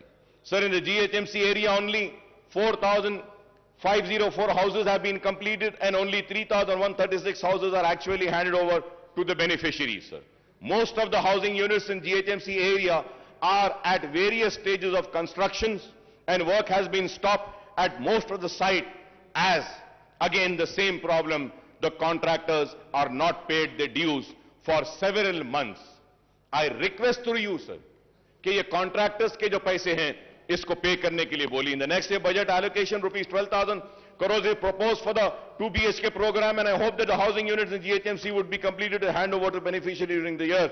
We welcome the government decision to launch the scheme of providing financial assistance for construction of 2-bedroom housing scheme for people who have their own plots with a unit cost of 3 lakh per house. 3 lakh रुपये गरीबों को जो जिनका खुद की जमीन है घर बनाने के लिए देने का जो ऐलान किया गया है, हम इसका खैर मुकदम करते हैं.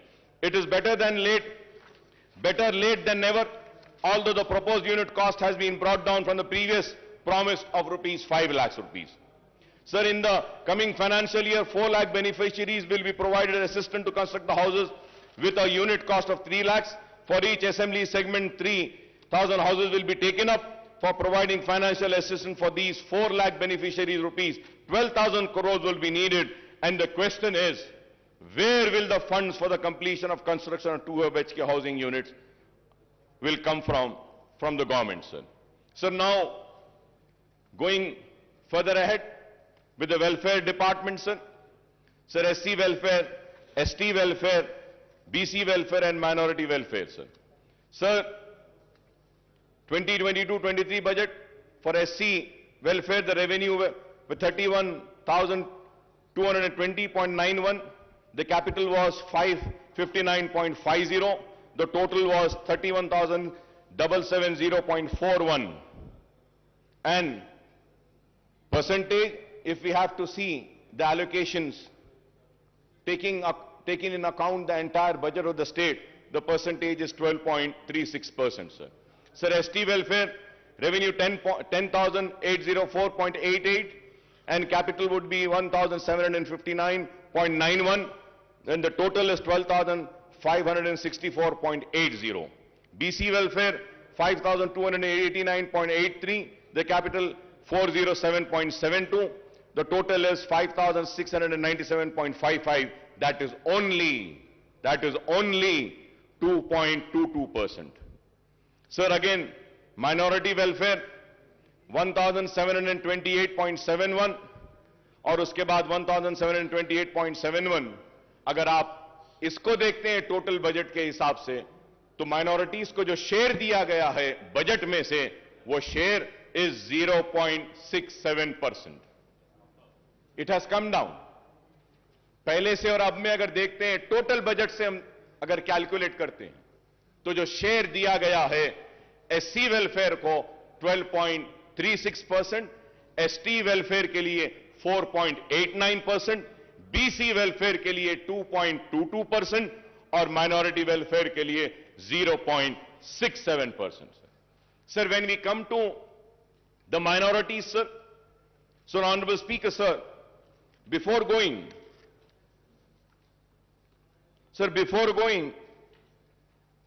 further ahead on minorities, sir, मैं फिर से सर आपकी तवज्जो पे एक बात लाना चाहता हूं सर।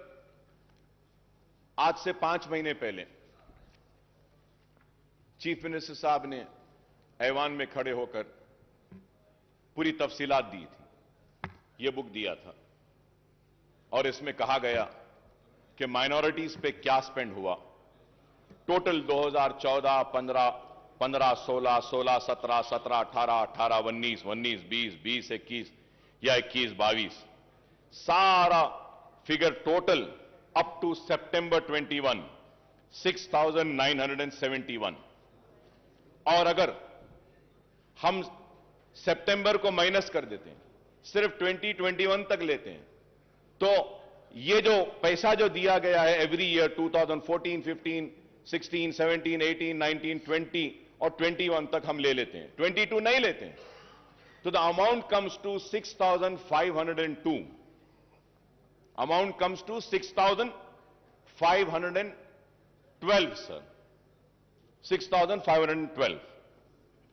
ऑनरेबल फाइनेंस मिनिस्टर साहब अपनी बजट की स्पीच में बोलते हैं 7 साल में 6644, 6644।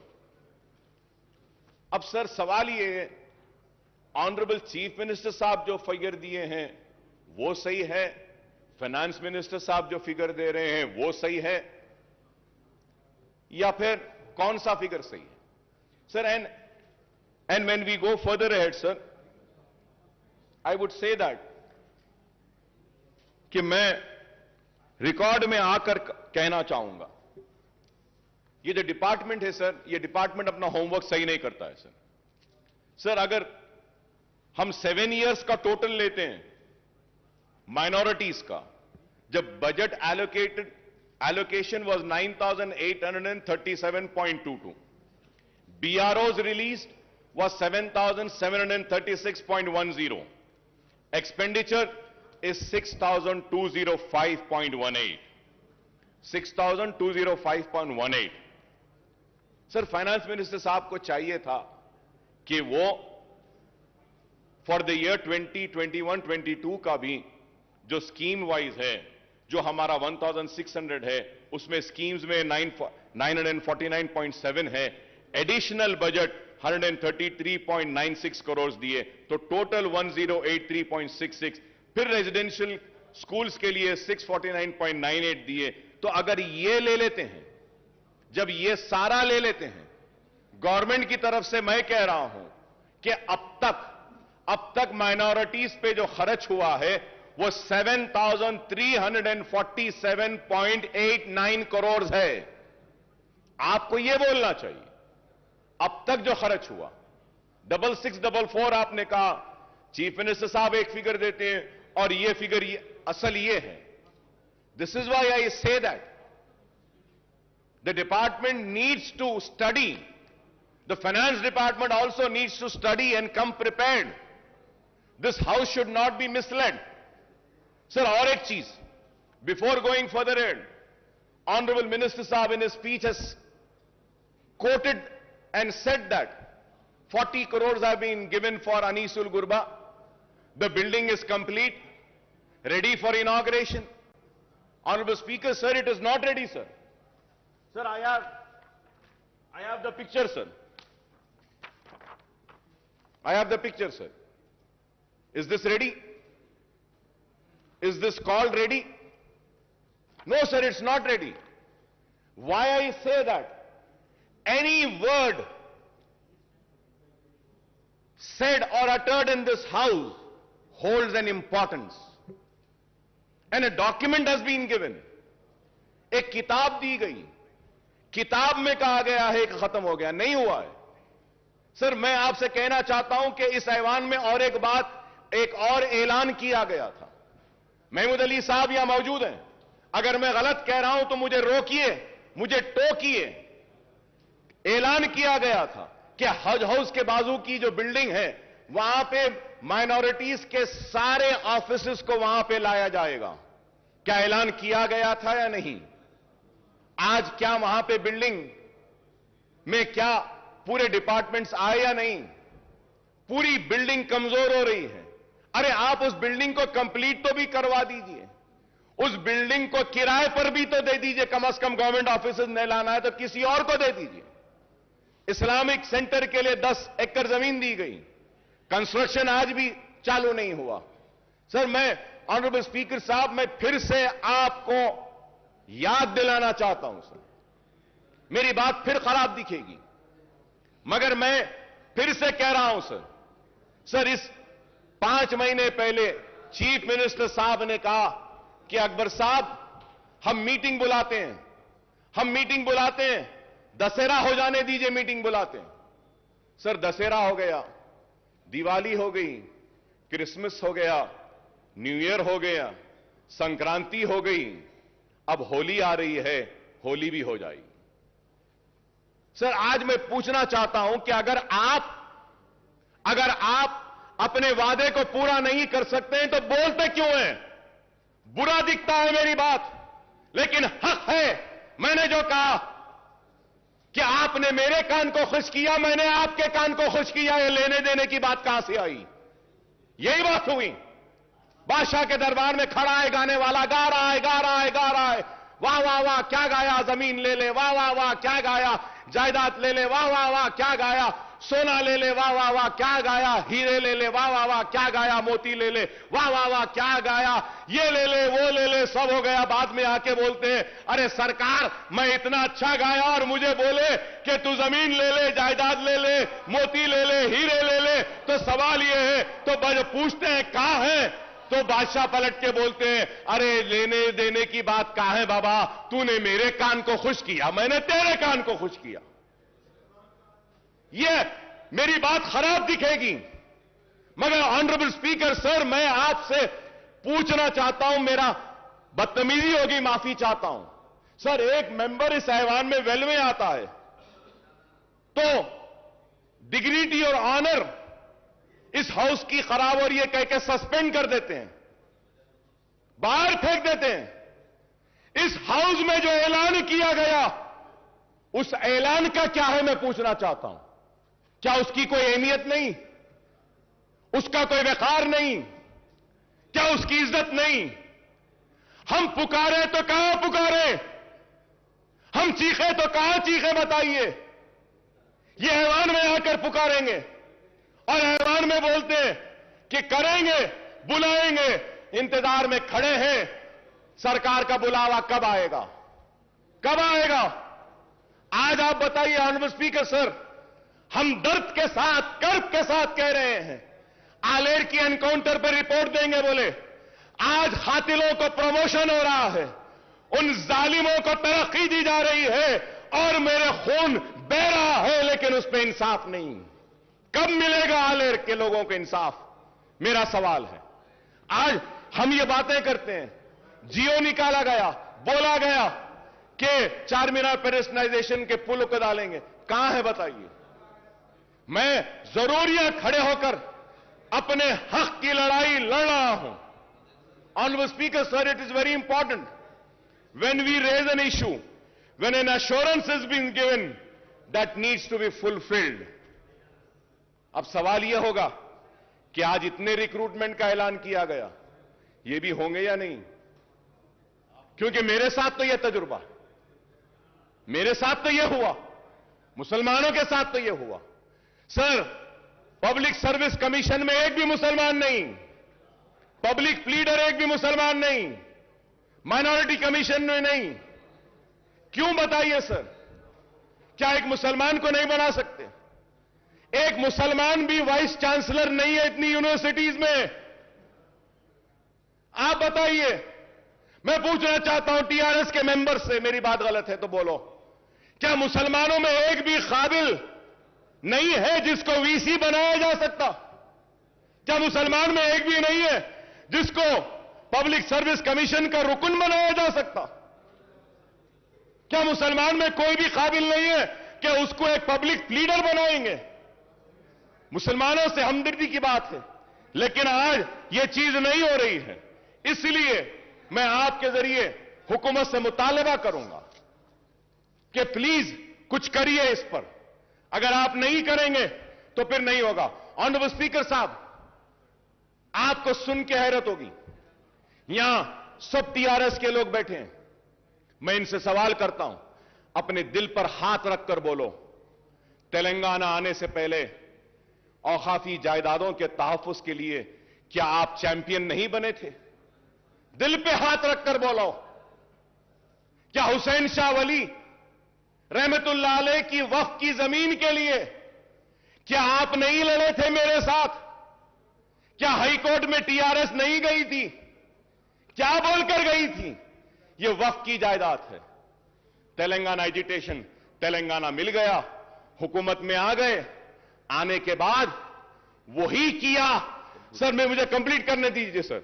वही किया जो कांग्रेस ने किया, वही किया जो तेलुगु देशम ने किया। नाइंसाफी मुसलमानों के साथ हुई, वो ये हुई कि इख्तिदार में आने के बाद हुसैन शाह वली की जमीन गवर्नमेंट लैंड है बोलती है टीआरएस की हुकूमत। क्या इंसाफ है? हुकूमत में नहीं थे तो वक्फ की थी, हुकूमत में आ गए तो गवर्नमेंट की। पूरी जमीन चले गई, पूरी जमीन चले गई। ऑनरेबल स्पीकर साहब, सुप्रीम कोर्ट में वक्फ बोर्ड मुकदमा हार गया टेक्निकल रीजंस की वजह से। प्लीज अरे आज दे सकते थे। Please conclude sir I am concluding sir, but I have to say sir. Sir मैं बोलना चाह रहा हूं, इसलिए बोलना चाह रहा हूं कि मुझे बोलना जरूरी है सर। सर पहले तो पूरा असेंबली कट हो गई, 5 दिन 6 दिन चल रही है। क्वेश्चंस आते ने 5 दिन में एक क्वेश्चन आएगा हमारा, और उसके बाद में अगर कम वक्त में बोलूं तो फिर मेरा इस ऐवान में आना ही बेकार है। मुझे बोलने दीजिए सर, इस वास्ते कि मजबूर होकर कह रहा हूं, मजबूर होकर। हजारों करोड़ की जायदाद चले गई, एयरपोर्ट में चले गई। सर मैं कहूंगा, चीफ मिनिस्टर साहब का बयान अब तक मैं सुन रहा था, रिक्रूटमेंट में कहे कि तेलंगाना के साथ नाइंसाफी हुई, बेशक हुई, इससे इनकार नहीं। आपके आने के बाद इंसाफ मिल रहा है, बिल्कुल मिल रहा है। हक तलफी हुई, आपके आने के बाद हक मिल रहा है। पानी ले लिया गया, पानी मिल रहा है। खेती नहीं होती थी, आज हो रही है। पेंशन नहीं मिलता था, आज मिल रहा है। सब सही है, लेकिन औकाफी जायदादें जो पहले तबाह हो रही थी वो आज भी हो रही हैं, आज भी हो रही हैं। Sir you remember, sir, Honorable Speaker, sir, you remember an announcement was made that CBCID inquiry will be conducted on work properties.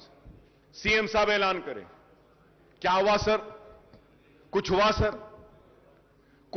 कुछ सीआईडी आगे बढ़ी सर? कोई सीआईडी कोई इंक्वायरी करी? सीआईडी कुछ इन्वेस्टिगेट करी? सीआईडी के जो टर्म्स एंड कंडीशंस क्या है? क्या किसी को पकड़ी? क्या कोई जमीन रिकवर करी? क्या करी साहब आज तक? बैठे महमूद अली साहब, पूछना चाहता हूं, अजमेर का रुबात कब बनेगा? क्या ऐलान नहीं हुआ? कब बनेगा? बोले थे अजमेर में रुबात, कहां है? सर हम टीआरएस के दोस्त हैं, अगर उनको पूछते हैं तो हमको भी पूछते हैं कि किस बुनियाद पे आप तायीद कर रहे हैं, क्यों तायीद कर रहे हैं? हमसे भी सवाल होता है। नेक नामी आपकी मुतासिर नहीं, हमारी भी होती है। खुदारा मेरी आपसे दरखास्त है कि आप करिए। Honourable speaker sir there is a scheme, finance minister साहब is here, I want him to give an assurance on this point when he replies to me. Sir government of India is giving matching grant for construction of, जो speech में बोले finance minister साहब, construction of minority schools and residential schools. For that, Waqf Board has given land. वहां पे भी वक्फ board की land होना है, वहां पे भी वक्फ बोर्ड होना है। मल्टीनेशनल्स को गवर्नमेंट देती है, फैब सिटी को गवर्नमेंट देती है, हर एक के लिए गवर्नमेंट देती है, लेकिन हमारे लिए नहीं। आपकी जमीन ही दो। Sir government of India had given sanction the amount from last 3.5 years. The state government has not given its share. मेरे पास details हैं sir. I have the details. Why are you not releasing your share of funds? Is the question sir. क्यों नहीं दे रहे? Release कर दीजिए आप। Minority residential school वक्फ board की जमीन पर आने दीजिए ना, नहीं आते। सर निजामिया तिबी कॉलेज का क्या हाल है सर? बिल्डिंग कमजोर हो गई, गिरने पर है, उस्मानिया हॉस्पिटल का क्या हाल है? उस्मानिया हॉस्पिटल की बिल्डिंग कमजोर। सर बोला जा रहा है कि इतने हॉस्पिटल्स आ रहे हैं शहर के अतराफ। I am finishing sir. Sir Osmania hospital भी बनाइए, उस्मानिया दवाखाना भी बनाइए। आप 4-4, 5-5 दवाखाने बना रहे हैं, बनाइए। सर ऑनरेबल स्पीकर सर, मैं आपको फिर से याद दिलाता हूं, मैं नई बात नहीं कर रहा हूं सर। ऑनरेबल स्पीकर साहब, मैं नई बात नहीं कर रहा हूं, जो बार बार जो हर सेशन में करता हूं वही बात कह रहा हूं। उर्दू को दूसरी सरकारी जबान का मौका दिया गया सर। सर ये बजट की आज जो स्पीच का जो बुक हमको दिए ना साहब, उसमें तेलुगु था, इंग्लिश था, उर्दू नहीं था। बाद में मंगाना पड़ा तो वहां से जाके उर्दू आया हमारे पास। क्यों साहब? उर्दू को दूसरी सरकारी जबान का मौका दिया गया है तो आप उर्दू के साथ इंसाफ करिए। उर्दू बोर्ड्स नहीं, आरटीसी के बसेस पे नहीं, सरकारी दफातर के बोर्ड्स पे नहीं, मुतरज्जिम को हमारी नुमाइंदगी पर मुकर्रर किया गया डिस्ट्रिक्ट कलेक्टर ऑफिस में, लेकिन आज तक भी कोई दरखास्त नहीं ली जाती। सर उर्दू को उसका जायज हक दीजिए, यह हम मुतालबा करते हैं। हमारा मुतालबा कोई अलग नहीं है सर, जो वादे किए गए मैं वही दोहरा रहा हूं। Sir honourable speaker sir when I talk about minorities, sir मैं आपको फिर से और एक बात याद दिलाता हूं। सर इस ऐवान में ये पूरे लोग गवाह हैं, चीफ मिनिस्टर साहब ने कहा कि Muslim minorities will be treated on par with SC STs। बोले या नहीं बोले सर? मेरे पास है सर, कौन सी तारीख को बोले, लेकर आया सर। सर क्या Muslim minorities are given the same treatment as to what the SCs and STs have been given? Sir, Honorable Speaker, sir, you will be surprised, sir, अगर मैं आपके सामने पढ़कर सुनाऊं, आप सुनिएगा सर।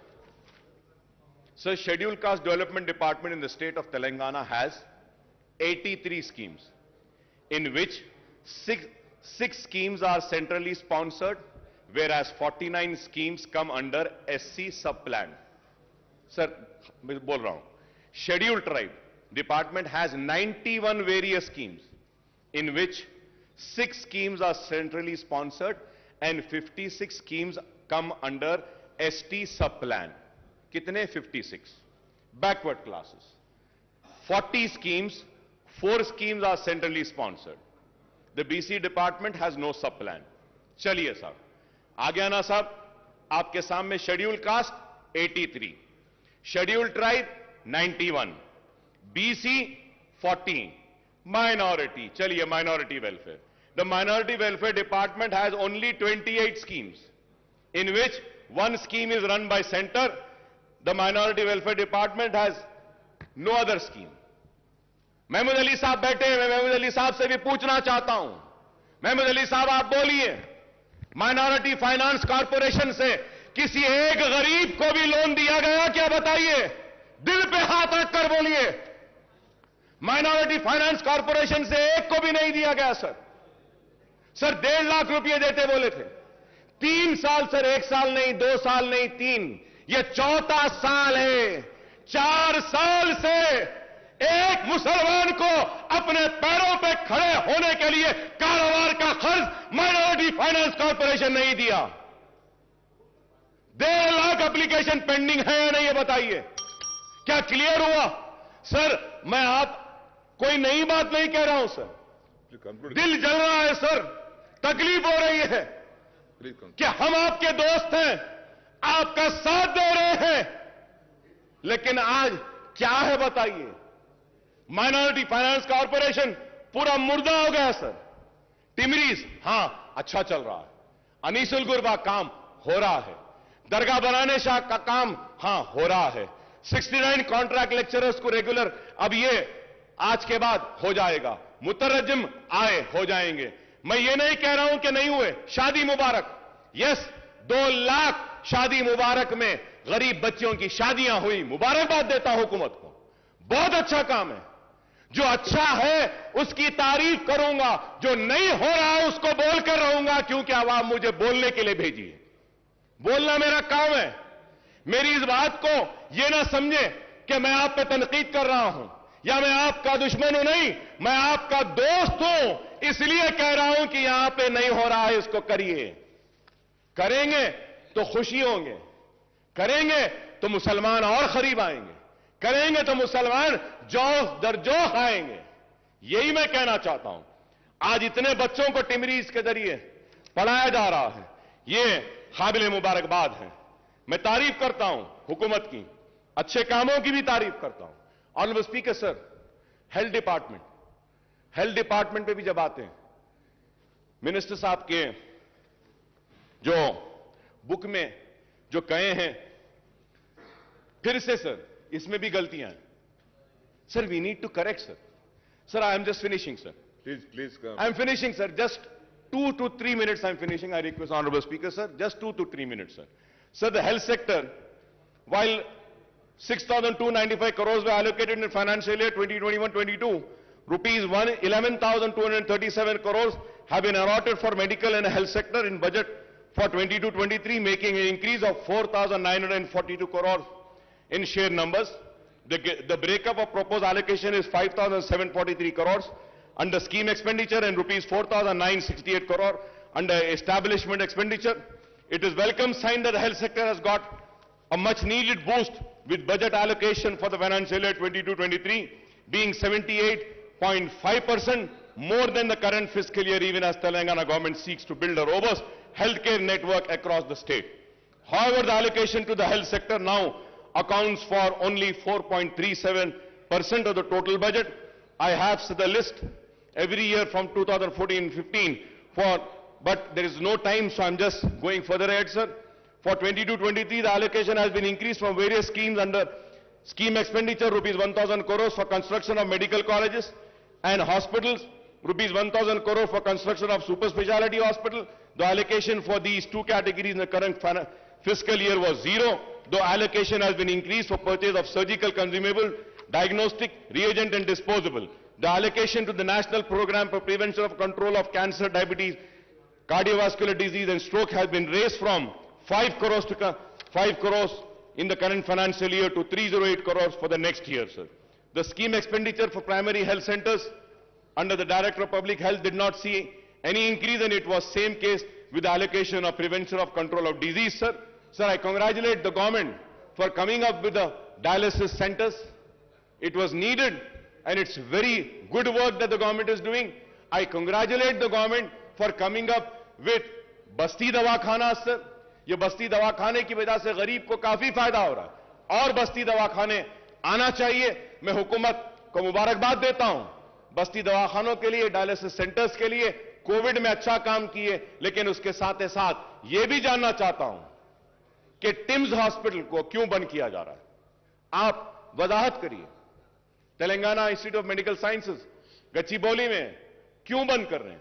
उसके पोस्ट को निकाल रहे हैं क्या? आज अखबारात में हम पढ़ें, आप उसका क्लैरिफिकेशन दीजिए। Sir, in the budget speech the honourable finance minister said that there were only 3 medical colleges which were established in Telangana region during the 60 years rule of combined state. Usmania and Gandhi Hospital were established even before the combined state. Janab Harish Rao Sahab had said that TRS government has established 12 new medical colleges in last, आपकी speech में बोले आप, 12 new medical colleges in last 7.5 years, and the total number of medical colleges today in the state is 17. No, sir. It is not right. With all responsibility, I am saying, sir. It is not 17, sir. Sir, as per KNR University website, there are 10 government and 19 private colleges in Telangana. Malardi Saab is here. He can also say if I am wrong. Sir, my only submission is that when a note is prepared, they should have a responsibility. Sir, KNR जो दे रहा है website पे, अब counselling हो रही है, उसमें कितने बोल रहा है सर? 10 government, 19 private. मिनिस्टर साहब हमारे क्या बोल रहे हैं? 17 कॉलेजेस। तो सर वो Please. तो सर मैं ठीक है साहब, आप क्लैरिफिकेशन दे दी, अच्छा है। यही बात अगर नोट में आ जाती तो अच्छा था। सर ऐसा नहीं है, please do not think that कि the members come with closed eyes. No, still this house has few members who come in this house with open eyes and open ears, who do a proper research and come, who knows what is there, sir. Sir इसलिए मैं कहूंगा आपसे कि आप minorities के साथ इंसाफ कीजिए, और मैंने जो कुछ भी कहा है सिर्फ इसलिए कहा हूं कि आवाम ने मुझे वोट देकर यहां पे भेजा है कि हम काम करें। और स्पीकर साहब, मैं खत्म करते हुए फिर से आपसे दरखास्त करूंगा कि आप इस ऐवान की हुर्मत, इस ऐवान की इज्जत और इस ऐवान में किए गए वादों की हिफाजत भी करना आपकी भी जिम्मेदारी है, हमारी भी जिम्मेदारी है। जो वादा इस ऐवान में किया जाता है, इसको हमको भी पूरा करना है, सबको भी पूरा करना है। ऐसा नहीं कि बस हम बोल दिए, हम सुन लिए और चले गए। मैं उम्मीद करता हूं कि जो जो पॉइंट्स मैं आज आपके सामने उठाकर आपके सामने रखा हूं, इस पर आप संजीदगी के साथ गौर करेंगे और इसको तनखीद की शक्ल में ना देखेंगे, इसको तनखीद बराए तामीर में देखेंगे। It is a criticism for sure, but it is a constructive criticism. Kindly take it as a constructive criticism. I thank the government at the same time. And also, I want to thank Prashant Reddy Saab for taking up the construction of the Secretariat Mosque. CM साहब बोले थे, संगे बुनियाद हुआ, तामीर हो रही है, लेकिन आज बाज लोग बोलते हैं कि संगे बुनियाद रख दिए, तामीर नहीं हो रही है। तामीर हो रही है और तामीर मुकम्मिल होगी। सेक्रेटेरिएट के साथ मुझे उम्मीद है कि सेक्रेटेरिएट की तामीर के साथ सेक्रेटेरिएट की मस्जिद की तामीर भी होगी मुकम्मिल।